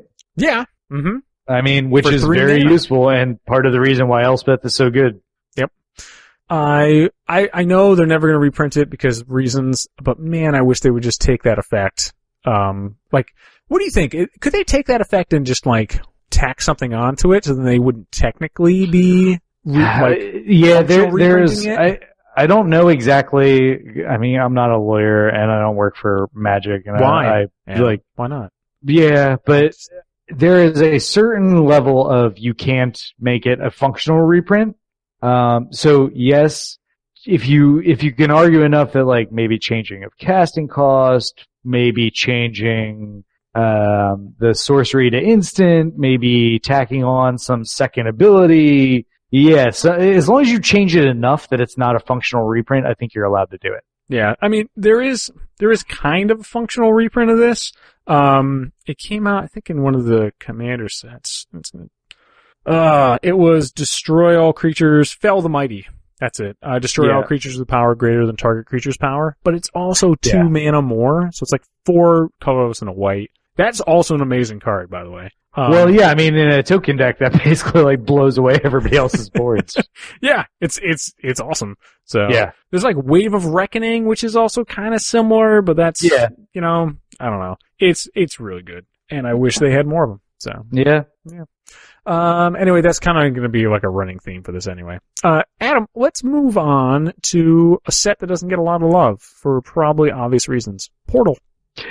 Yeah, Portal. God, I did not buy barely any of it. I mean, I think I might have bought one starter deck of it when it came out. But Mirage and Visions were kind of the crescendo, whereas Weatherlight was my denouement.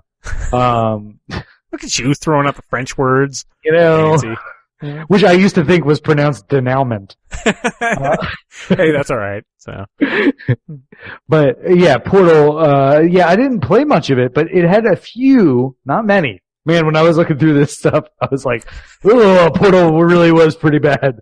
Yeah. Also, because I mean, all right. So this is your first pick is really weird for a number of reasons. I love this card, but also because it immediately became reprinted in common.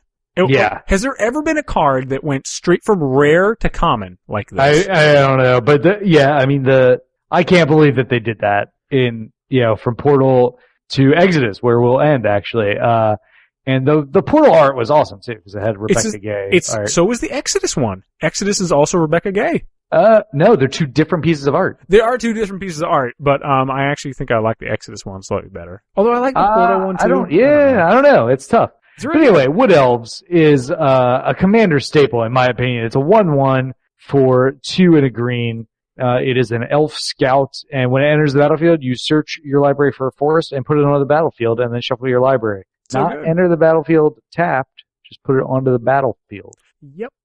And it's a forest card, which means it grabs any number of dual lands. Yep. This is the best fetched land creature that you have available in green. 100%. Yeah. It is amazing. So if you ever need to fetch out anything particularly in a 2-color deck. But it also is still good in 3 and 4 colors, etc. Man, Wood Elves, so good. I mean, and that's why I wanted to reprint it. I was like, this is a common that could be reprinted easily. I mean, it's not that expensive. It was in Commander Anthology. But still, I mean, why not just, Yeah. I mean, it is very cool. I think it'd be cool to see in, whatchamacallit, in a new set. I keep wanting to think this got reprinted in Dominaria, but I don't think it was Llanowar Elves that got reprinted. It was Llanowar Elves, which is awesome. Which is also cool too. I mean, this thing you should easily be able to find this for super redonkulously cheap. Like, if you pay more than 20 cents for this card. If you pay more than a quarter, you're doing it wrong. Cause it's been in a bunch of commander decks. It's been in a bunch of dual decks. It's been in, I don't know what, it's like, basically like what art do you like? Yeah. Well, in which case, some of the older ones, the art, if you want black bordered original art, it'll be a few dollars, but. Yeah, Exodus is 20 cents. It's white bordered, right? Is Exodus white bordered? I thought Exodus was black bordered. No? I don't know. Do you really it is black bordered, you're right. Are you one of those people? Adam? Do you care about the No, okay. I'm not. How about this? I think the last thing we need to say is, do you prefer the Portal or the Exodus art? Both Rebecca Gay.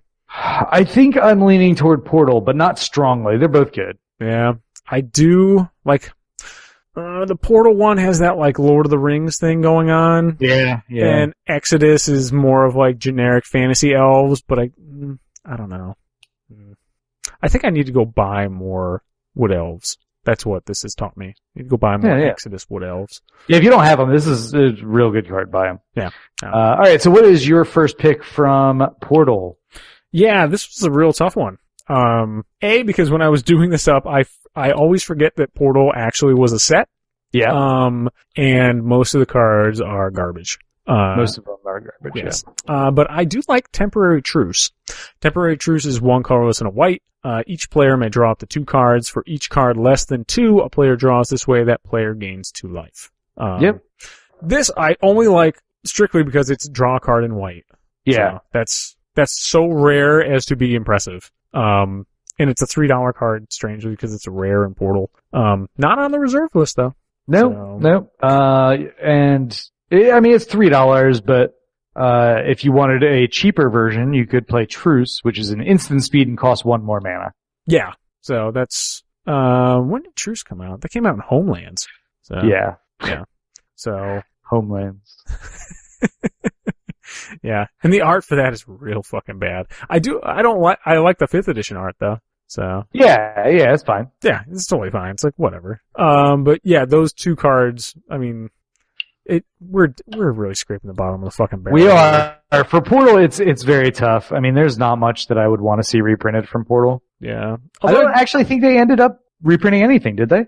No. Well, they must have printed something. I think. I mean, let me check. I want to say Wood Elves might have made it, but anyway, I'll look it up as you're going over. Yeah. So my next one is Harsh Justice. Honestly, I almost picked this card. What's that? I almost picked this card. Yeah. Harsh Justice is 2 and a white for an instant that says cast Harsh Justice only during the declare attacker's step and only if you've been attacked this step. This turn, whenever an attacking creature deals combat damage to you, it deals that much damage to its controller. So, if you know that you're going to get, alpha striked, by, tokens, you can bounce it back at them, essentially. Yeah, I mean, whenever an attacking creature deals combat damage, it works for all of them, right? Or you have to target a creature. I mean, they have some weird Oracle text on this. I've only used it, because I have played this card, before, and I've only used it for one. It's usually like an alpha strike by, like one large creature who hits me. Right. Or also, I don't know if this was the way it should work. I always want to try it for like infect creatures, but I don't know. I don't know if does the poison transfer or is it just damage? No, the poison deals because infect deals damage in poison counters. Right, but is the source of, if you redirect it, is the source of the source is the creature. The source is still the creature, it's not the card. Okay. Yeah. Alright. Cause there's some of that old redirect where like, I don't know, eye for an eye does the damage. This one says that the creature does it. The creature does it? Okay. So yeah, that would be cute. So. Yeah. Alright, let's move out of Portal with, Gift of Estates. This one is actually legit good. So. Yeah, I'm sorry, I read it, I meant with Mark's pick is what I meant to say. And I instead just read his card for it. That's fine, because it's like, again, it's Portal for Christ's sakes. So Gift of Estates is a card I play in almost every mono white deck. Do you? Yeah, I really like it. I'm a big fan. I think the fact that it got reprinted in the mono white Commander 2014 deck, is backing me up on this one. And this was also one of those rare, like it was a rare in Portal and now it's an uncommon. So, Gift of Estates is 1 colorless and a white sorcery. If an opponent controls more lands than you, search your library for up to 3 plains cards, reveal them, put them into your hand, then shuffle your library. This should cost 1 white. This should cost 1 white. It does not. That's all I have to say about that. Yeah. I like it for the same reason, like I would play this in a 2-color deck too, for the same reason as Wood Elves is exciting. It's a plains card. So, it's not a basic land. You can kind of cheat a little bit if you want to. I have done it in a 3-color deck, to search up, a couple of different cards that all have plains on them. And that has been kind of cool. So that fixes some colors. You do have to, I really wish that white wouldn't like double handicap itself. Like it's already hard to draw cards. Do you really need to wait till an opponent controls more lands than you? Like, really? I would just want to go. That's White's caveat. That it has to suck? That it has to be the worst color in Magic? Like, Jesus. Anyway. Yeah. But anyway, it's really good. So, Portal. And, strangely, I don't know, maybe don't go with the original art because it's kind of trash. Like, it's also $3 for the original. So, like, I don't know, pick up the $1.25 Commander version. Yeah. Agreed. So, let's get the hell out of Portal. Back to an actual good set. So Weatherlight is pretty cool. I got so excited every time I got one of these right. Because we made our lists of these cards well before Masters 25. We did, and Buddy, you called it. Spoiled. Yep. And you totally called this one. So I called this one. And it was really, like, I think that this card needed a reprint. And it is Doomsday. So Doomsday is a sorcery for black. It says, search your library and graveyard for 5 cards and exile the rest. Put the chosen cards on top of your library in any order. You lose half your life, rounded up. Yeah. I mean, it did just get a reprint in Amonkhet Invocations. I don't count those as reprints. Yeah, I don't count those either because it literally looks like Boom's Bay. It's the art's amazing, bad. but it's fucking stupid. Now, Adam, as a person who I've always looked at this card and said, well, that kind of looks neat, but why would I ever do this? Give me the use case for Doomsday, because I need to probably go buy this card. There are actually dozens of articles that will give you the use case on Doomsday, that will tell you exactly what 5 to pick.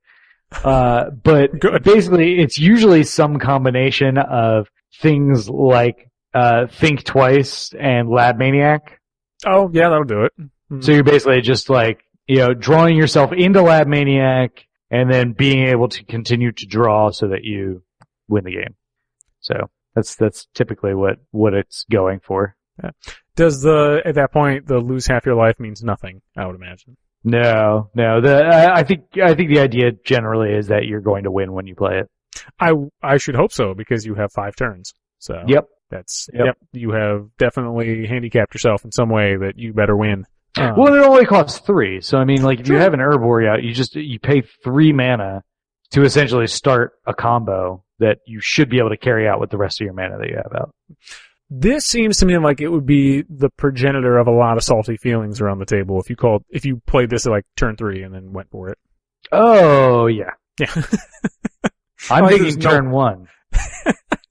I mean, yeah, you could. I mean, Dark Ritual into this, right? Yeah. So, yeah, that's okay. Turn 1 win? That would, yeah. I would love that. I'm actually totally fine with turn 1 combo. I don't know that you could turn 1 win. You could turn 3 win. Yeah. You could turn 1 play Doomsday. True. Yep. That seems like you would have to be really confident that you're going to win. That's the problem I have with the card. Like, every time I look at it, like, I would not be confident enough I could actually pull this off. Oh no, this is an all-in card. Like, you have to be like, you have to know you're going to win. Yeah. This is like a Tony Robbins card. Like, you sit there, you psych yourself up for it ahead of time. You can do it. You can make that combo. You're gonna get that raise. I need to buy this card. So. Yeah, it's good. Yeah. I like it. What do you think? I would imagine it's gonna drop. It's only a $4 card in the original now anyway. Yeah, I can't imagine that. I mean, the new art is beautiful. And the new art in foil is going to be very expensive. But otherwise, yeah, I think it'll probably stay around the same, $4-ish. Yeah, probably true. Anyway. I was actually jealous of your Weatherlight picks, by the way. So, cause I was legit gonna pick your second one, and I wanted to pick the first one, but I'd never played it. And I hate being that guy who like talks up a card that he's never actually played. So. I've never played the one that you're about to talk about. Really? Oh, I dig this. Okay, so, I mean, obviously my favorite one for this is like a Relentless Rats or Shadowborn Apostle deck, but. Sure. Infernal Tribute, same casting cost as, we're going hard into black, so. Yeah. Apparently Weatherlight was a really good black set. Yeah, it was pretty darn good.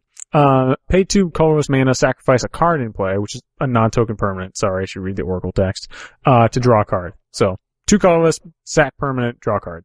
Right. Non-token permanent. Then that's important too, because if you're playing a token deck, this obviously does not work. But man, I'm huge fan. Huge fan.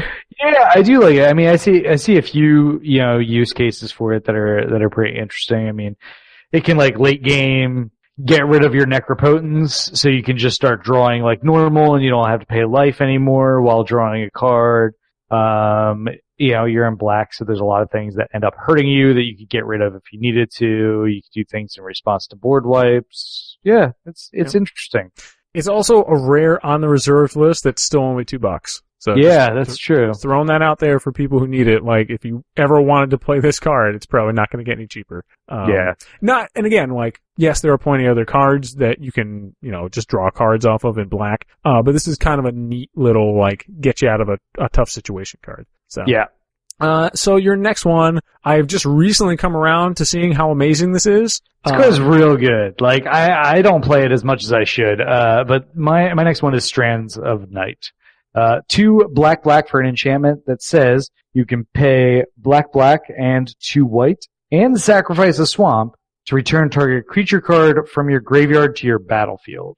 Not tapped. Just straight up. Not tapped, yeah. Instant speed. Yeah, anytime. No, Shieldred just comes back, and Massacre Worm just comes back, and... Yeah. It's amazing. I had put this in like a goofy, like mono black deck. I built a Phage deck over the summer, and I just wanted to put together all the cards that I had never played before in mono black, like the goofy, weird cards that like some of them work, some of them didn't. But I'm like, I had Strands of Night sitting around for the longest time because it's still super cheap. It's like 30-cent card.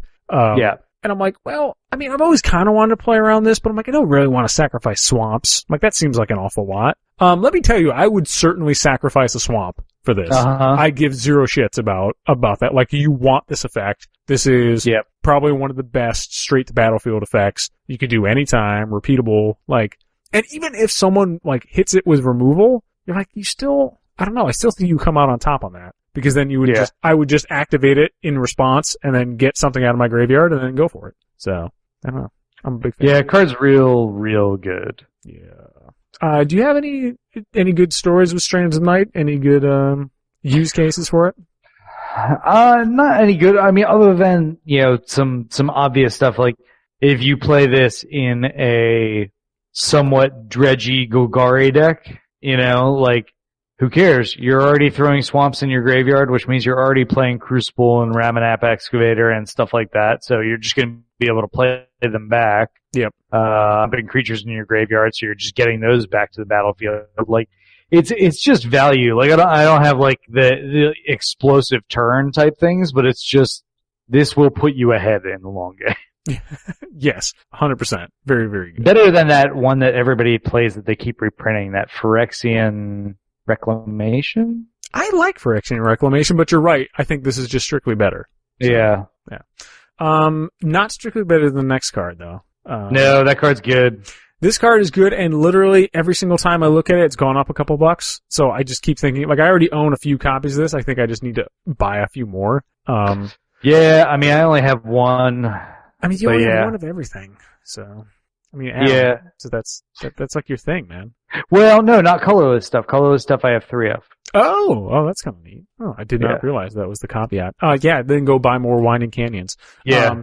Winding Canyons is on the reprint, is on the reserve list rather.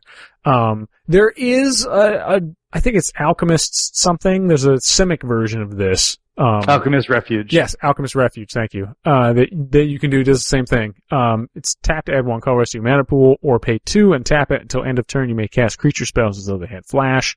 Adam, how many times would you pay 2 mana and tap a land to put something into play immediately? Every time. Yeah, 100% every time. As long as I have the mana, every time. Yeah. There was, I'm gonna forget the guy's name, but there used to be a recurring guest on Commander Cast back in the day. Who would strictly play Winding Canyons in every single deck.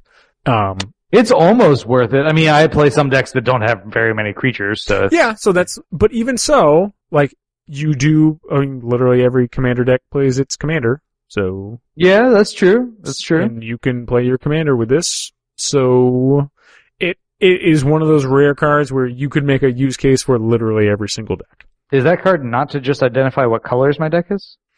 Yeah, I know. That's crazy. I mean, you don't have to play Damia. It's fine. Just Damia, she's nice. She sits there on the side of the board, not being played. She probably doesn't mind because she probably has a heart of stone. So, poor Damia. But anyway, Winding Canyons is amazing, and it's one of my favorite cards from Weatherlight. Absolutely. Moving on to another really, really good set. Tempest. Yeah, I liked Tempest also. This is the last block.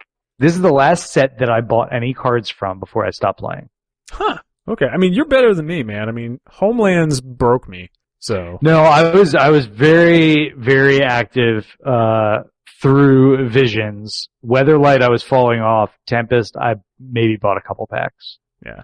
Which in hindsight seems wrong because it seems like they were coming back around with Tempest. Yeah.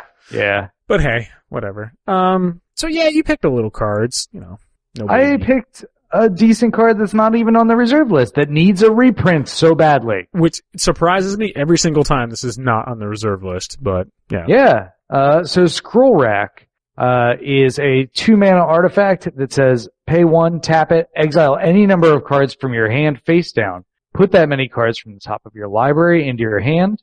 Then look at the exiled cards and put them on the top of your library in any order. Okay. Let's get this clear. This is better than and harder to play than Sensei's Divining Top. True. You should not play this if you don't know what you're doing. Yes. That you will is very slow the important. game down so much. Yes, you will. You'll also stall yourself out sometimes. Yes, you can lock if you don't know what you're doing, you're going to do poorly with it. That said, it is worth learning how to play Scroll Rack correctly. And because this card is so powerful. I use it primarily in things where I want to manipulate the top of my deck, like a Melic deck or something like that. To kind of like just keep going and getting value. But it is good. It is hard to play. It's almost $30. Yeah. Because it's only been reprinted in very weird niche products. Like the biggest one was Commander's Arsenal. And I kind of want it just because I want the new border for the art, because they wisely kept the art except for the Cowdust Inventions thing. And there's a world championship. If your play group doesn't give a shit about gold borders, I guess just get the gold border one. Yeah. It is super worth it. I think it's also worth this is a card that I think is so good it deserves its own primer. You know what I mean? Like, oh yeah, it's like a Doomsday. It's one of those that like you need to know how to play it. Yeah. And then it's and then it's amazing. And there are there are enough weird effects like around the side. Like, this is not a draw effect. It says it right in the Oracle text. So like, this is not hitting you for Nekuzar. You're not gonna lose if you don't have enough cards in your library. It's so weird and cool, and like nothing really does quite what this does. And it takes everything you know about Brainstorm and Top and makes it harder. Yes.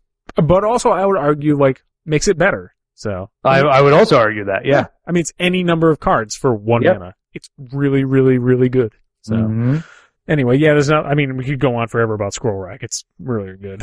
I could probably also go on again for Altar of Dementia, which is mine. Ooh. Which did thankfully get a reprint, even though it wasn't getting very expensive. It got a reprint in Conspiracy though. Yeah. Conspiracy was a weird set to get awesome reprints in. I would not be shocked if we got a Scroll Rack reprint in the next Conspiracy set, just because that seems to be how Conspiracy rolls. Like, hey, you remember this awesome card from back in the day? By the way, here you go. So, Altar of Dementia, 2 colorless artifact, sacrifice a creature. Target player puts a number of cards equal to the sacrificed creature's power from the top of his or her library into his or her graveyard. Yes, please. Yes, please. Yeah. Yeah. I mean, this is a finisher in a million different types of decks, but token decks are going to be able to take people out with this, and it's a fun little card. Yeah, I mean, I love it most when it gets paired with was it Lord of that nice Chianti? I mean, I do appreciate that too. What's the giant creature that just counts the number of cards in graveyards? Lord of something? Ooh. You know what I'm talking about though. XX, like, power and toughness equal to the number of cards. Lord of Extinction. The Lord of Extinction, thank you. I want to say Lord of Graveyards. I'm like, that's fucking stupid. That's like the Magic knockoff. You're like, Lord of Graveyards. Anyway, like, Altar of Dementia plus, Lord of Extinction is one of my favorite things ever. So. Yeah. I love it. Anyway. Next one is goes in the same deck. Can anybody explain to me why this card hasn't been reprinted? Oh, Vintage Master? It was reprinted. Vintage Master? No, that's online. Yeah. It hasn't been reprinted. Yeah, buddy. Yep. Reanimate is 1 black, and it says put target creature card from your graveyard onto the battlefield under your control. Who cares what else it says? Did you hear me? 1 black, put a creature card from graveyard onto the battlefield. Very rarely do you have a card which is the namesake for an entire archetype of decks. Yeah. One of my favorite archetypes of decks.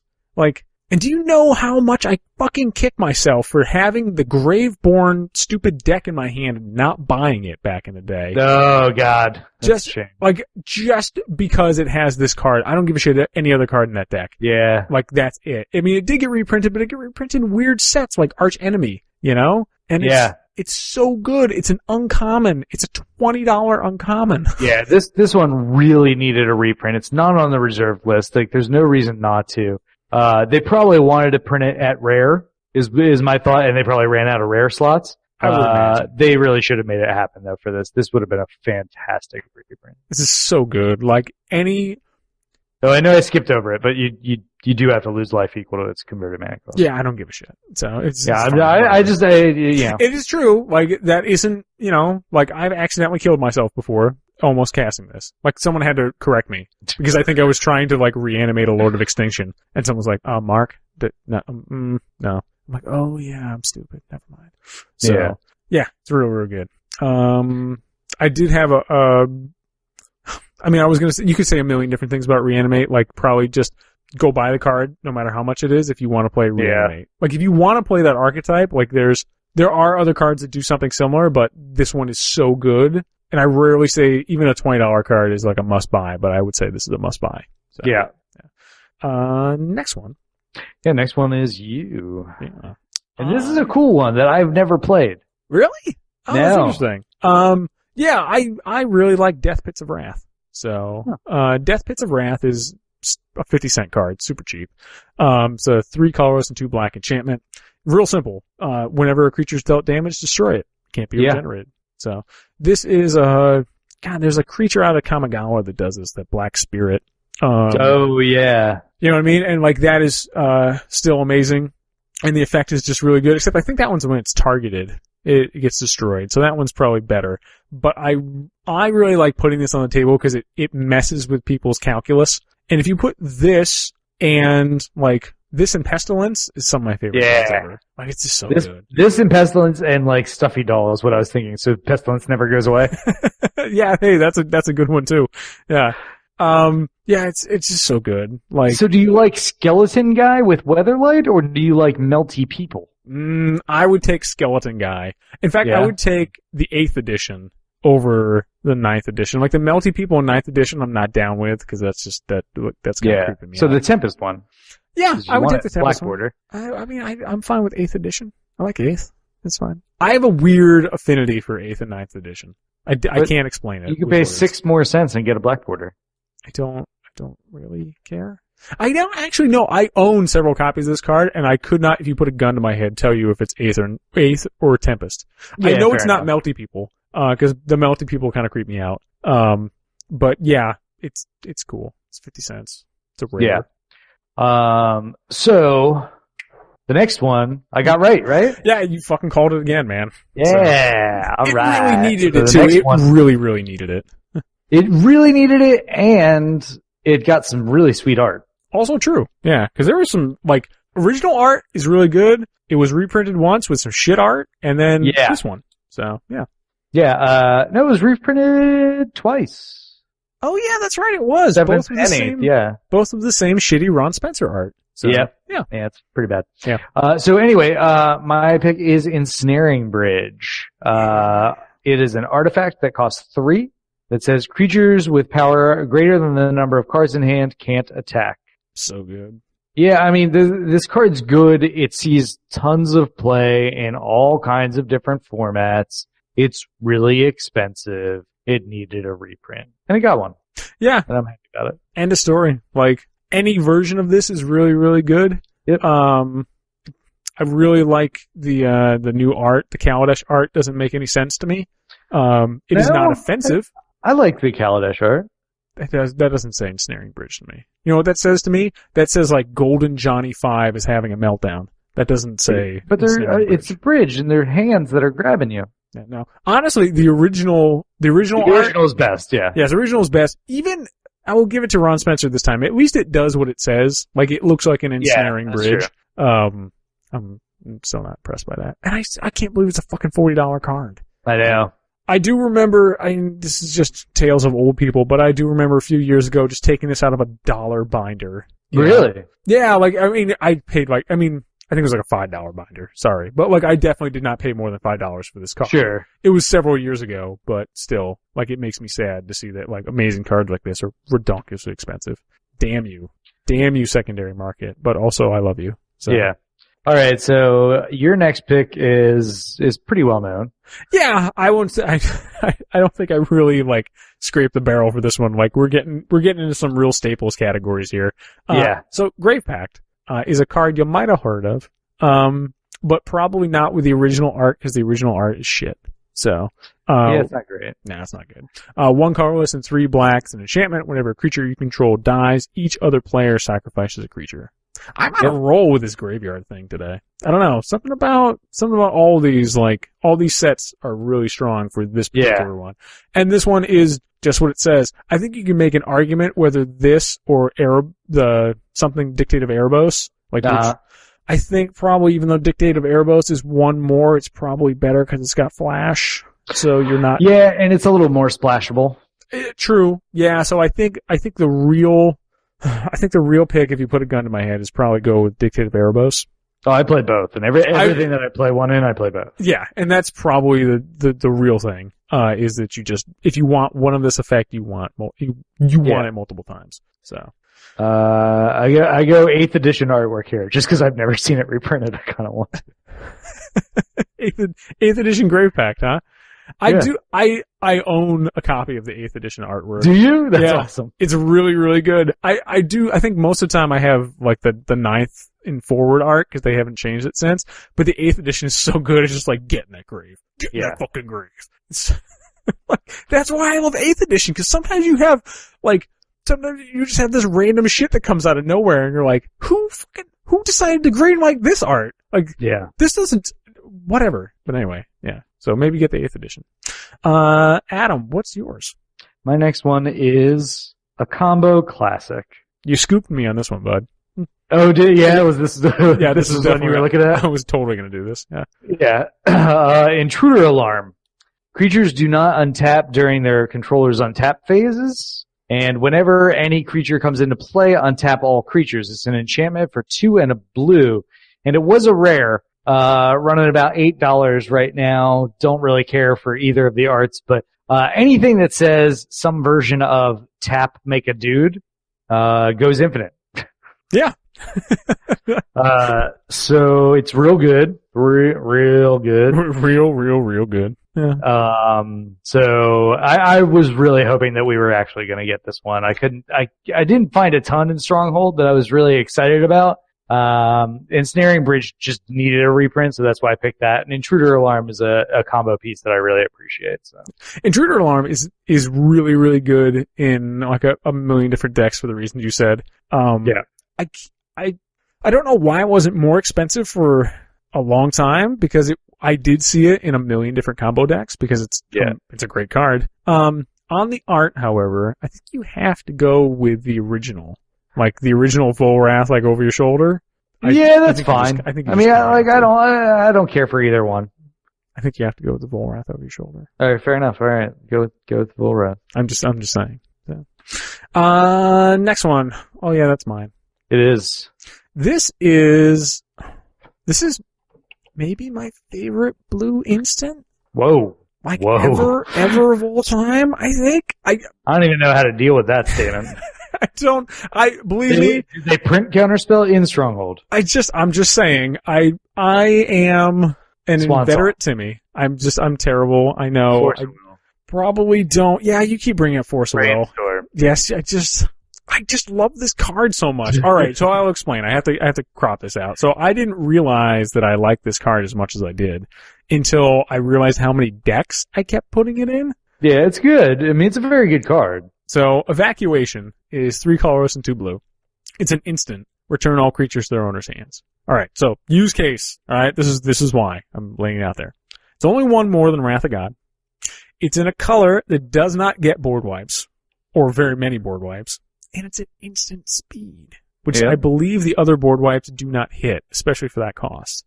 Plus it has that cool hand coming and picking up all the chess pieces thing going on. Not the Stronghold version one. Not the Stronghold version one, but like all the really good ones. Like from 10th edition. I like that you said cool hand, and which I find this to be one of the creepiest artworks in Magic. Really? Yep. The one with the hands is the creepiest artwork. The hands. Now I want you to take a real close look and notice that all of his fingernails are bifurcated. What? Come on. Zoom in. Every single one is bifurcated. Okay, I'm going deep on this one. Ready? Oh yeah. Yeah, it's disgusting. Oh yeah, that's a choice. That's like the first time I ever ran into someone in the real with a bifurcated tongue, and I'm like, yeah. Okay. You went that way, huh? Okay. Yeah. Okay. That's got to make job interviews interesting. Sure. Whatever. I still stand by it. So. All right. Yeah. I like the original Stronghold art, which is fine. I think I have a copy of the original. That one does say like it looks like shit's on fire. You got to evacuate. The 7th edition is fine too. The 7th edition is real sad, man. The 7th edition is like, I got a balloon. You want to get off this roof? It really is. It's like the most real of like, like, hey, there was a giant flood.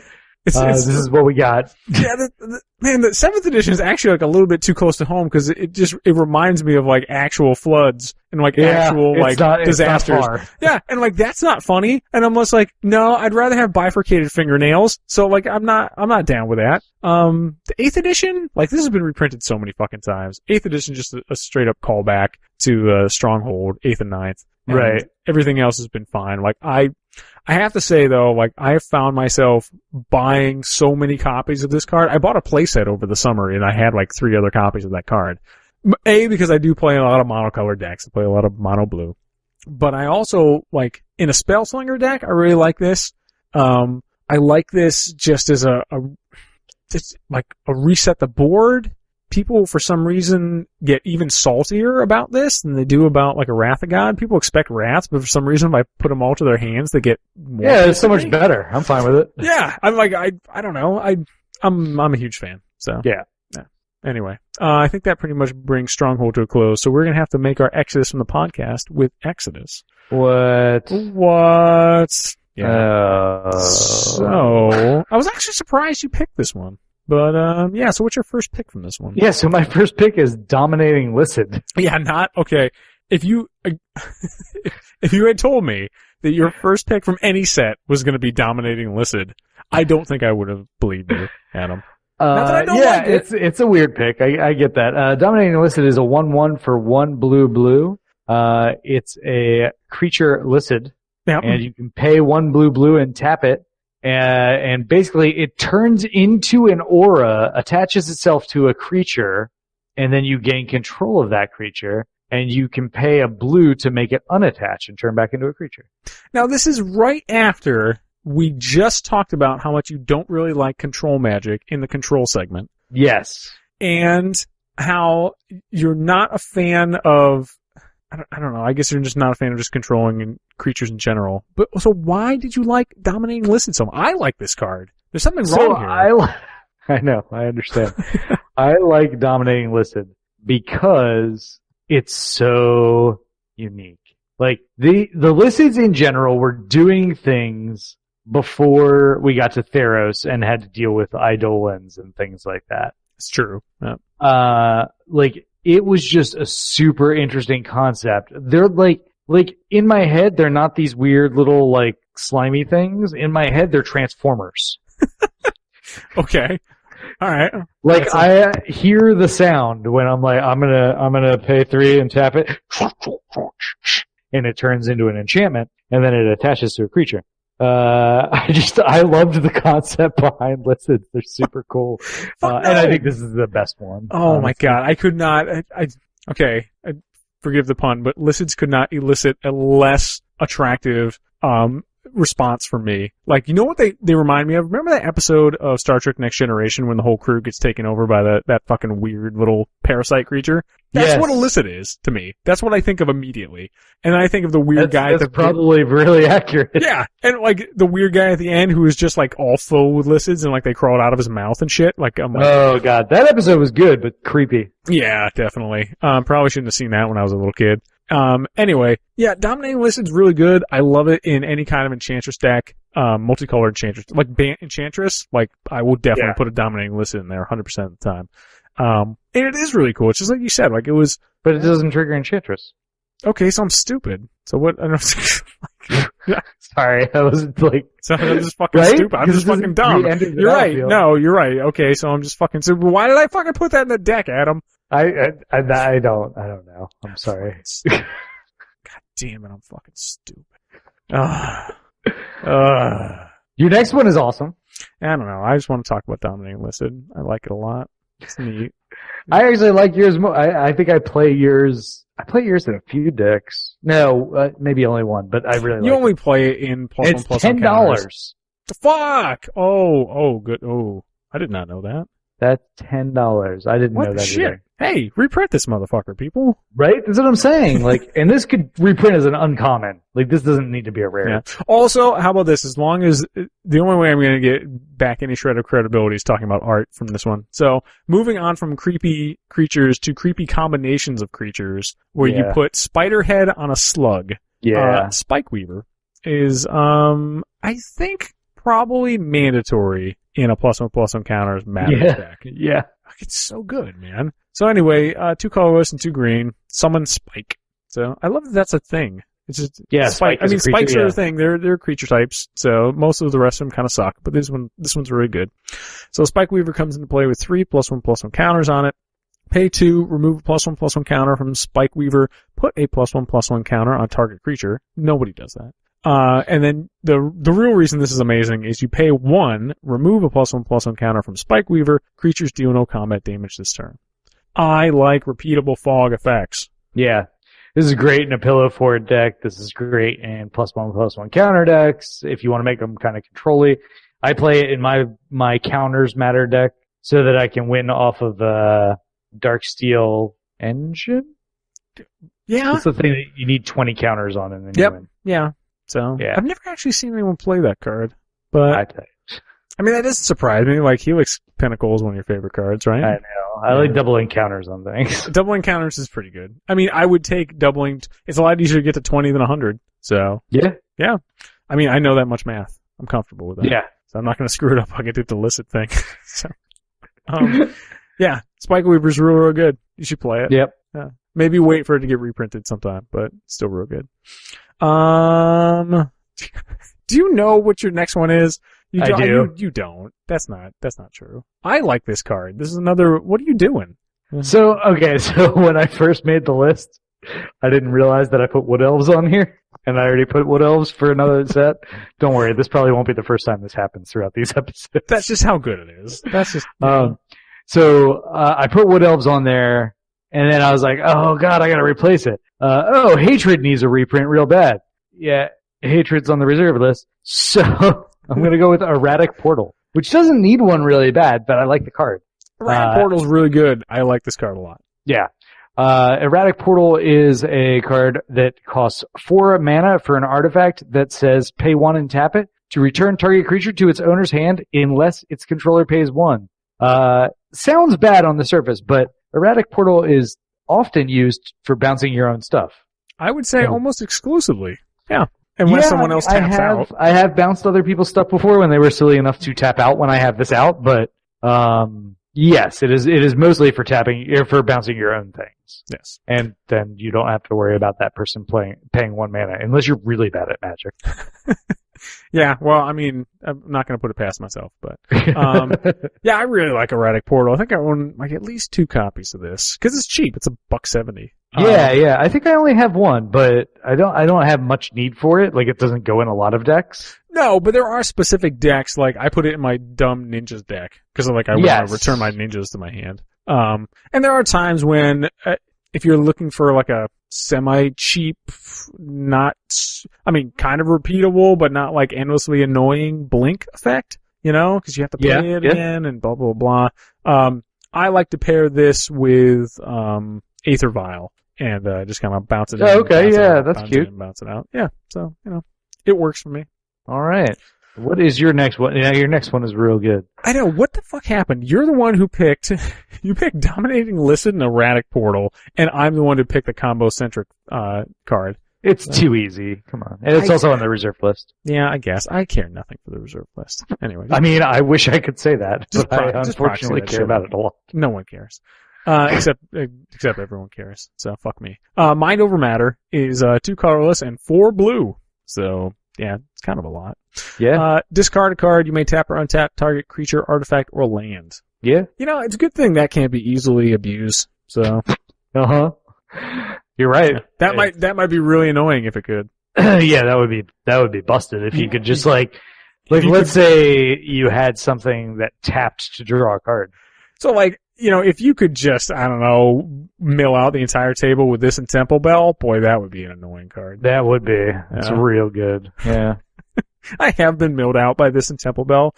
I just stopped after, like, the second card. I'm like, can we just play another game? Can we just... The three other people, we just decided to play another game without that guy. So, this totally is like you're that guy if you play this card. Yeah, I do like to test people, though, with this. Because people will play this, and they won't realize that they've been drawing more cards than everybody else. Oh, and they mill themselves out? I have. Oh, yeah, I've seen people, like get halfway through, and they're like, oh, I have less cards in my deck than you. Yeah. Sorry, you're bad. Yep. Keep going.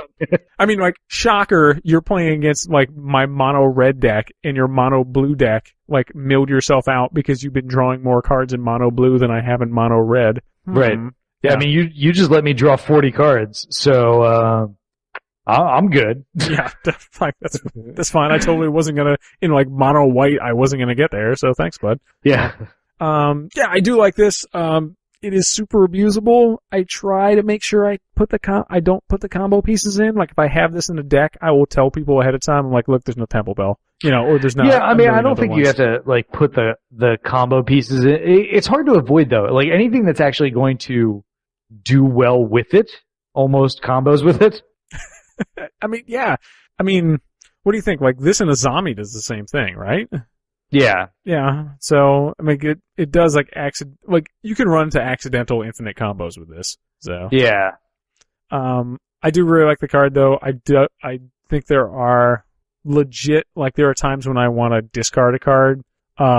This is not the use case for it, but I have put this into, like, a Madness themed deck, like a Madness Dimir deck, where I'm, like, discarding stuff to get the Madness trigger off it. Sure, okay. Because it's like a self-discard that doesn't cost anything, and that's actually rarer than you'd think. So I like that part, and then the tap or untap is kind of like a nice upside. Yeah. But yeah, like, it's really incredibly strong. So. It is very good, and it's $20. For a reason, yeah. And it's never going to be reprinted again. I actually think even if that was not on the reserve list, I don't think it would be reprinted. Probably not. I think it's probably just too easy to break, but you never know. I mean... You know, they have printed crazier things in the past. The last thing I do want to say for picks, I believe that your pick is in the background of my pick. Is that not the erratic portal? Like, right in the background? I had not noticed that. I think it legit is, though. So. That's kind of interesting. Look at that. It's almost like we planned this. We totally didn't. We didn't know you were picking erratic portal until about 2 seconds ago. But, yeah. Yeah, that's alright. Yeah, sorry about that. Yeah. Oh, who cares? I don't know. Like, honestly, I probably wouldn't even have noticed if you said Wood Elves again. Like, yeah, man, Wood Elves is really good. Yeah. Why didn't we ever talk about Wood Elves in the cast before? Right. That card is amazing. I'm gonna buy me some Wood Elves. Which I probably will right after this. So anyway, folks, that is it. We're gonna wrap up our part 2 of the best 25 years of Magic. So we're gonna slip right into the outro.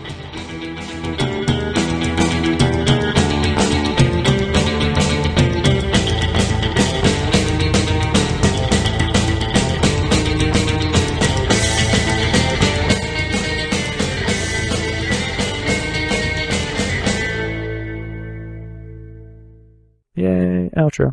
And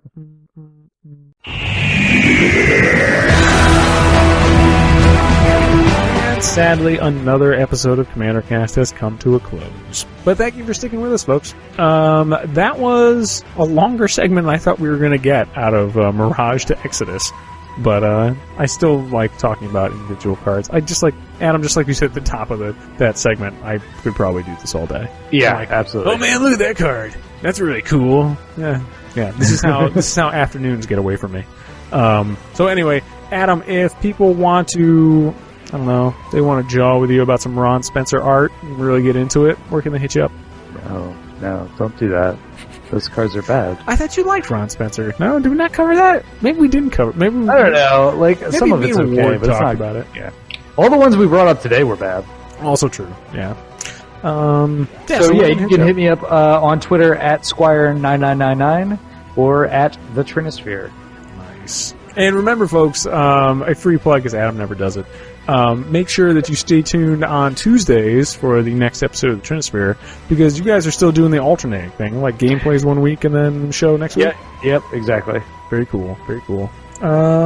Also, folks, if you want to, you can blast us all out at commandercast@gmail.com or on Twitter @CommanderCast. You can also be sure to check out our CommanderCast Facebook page, and then I don't think EDH Rec allows comments in that section, but definitely check out EDH Rec because we're on there now. So yeah, we somehow snuck in. We're like a nefarious Licid.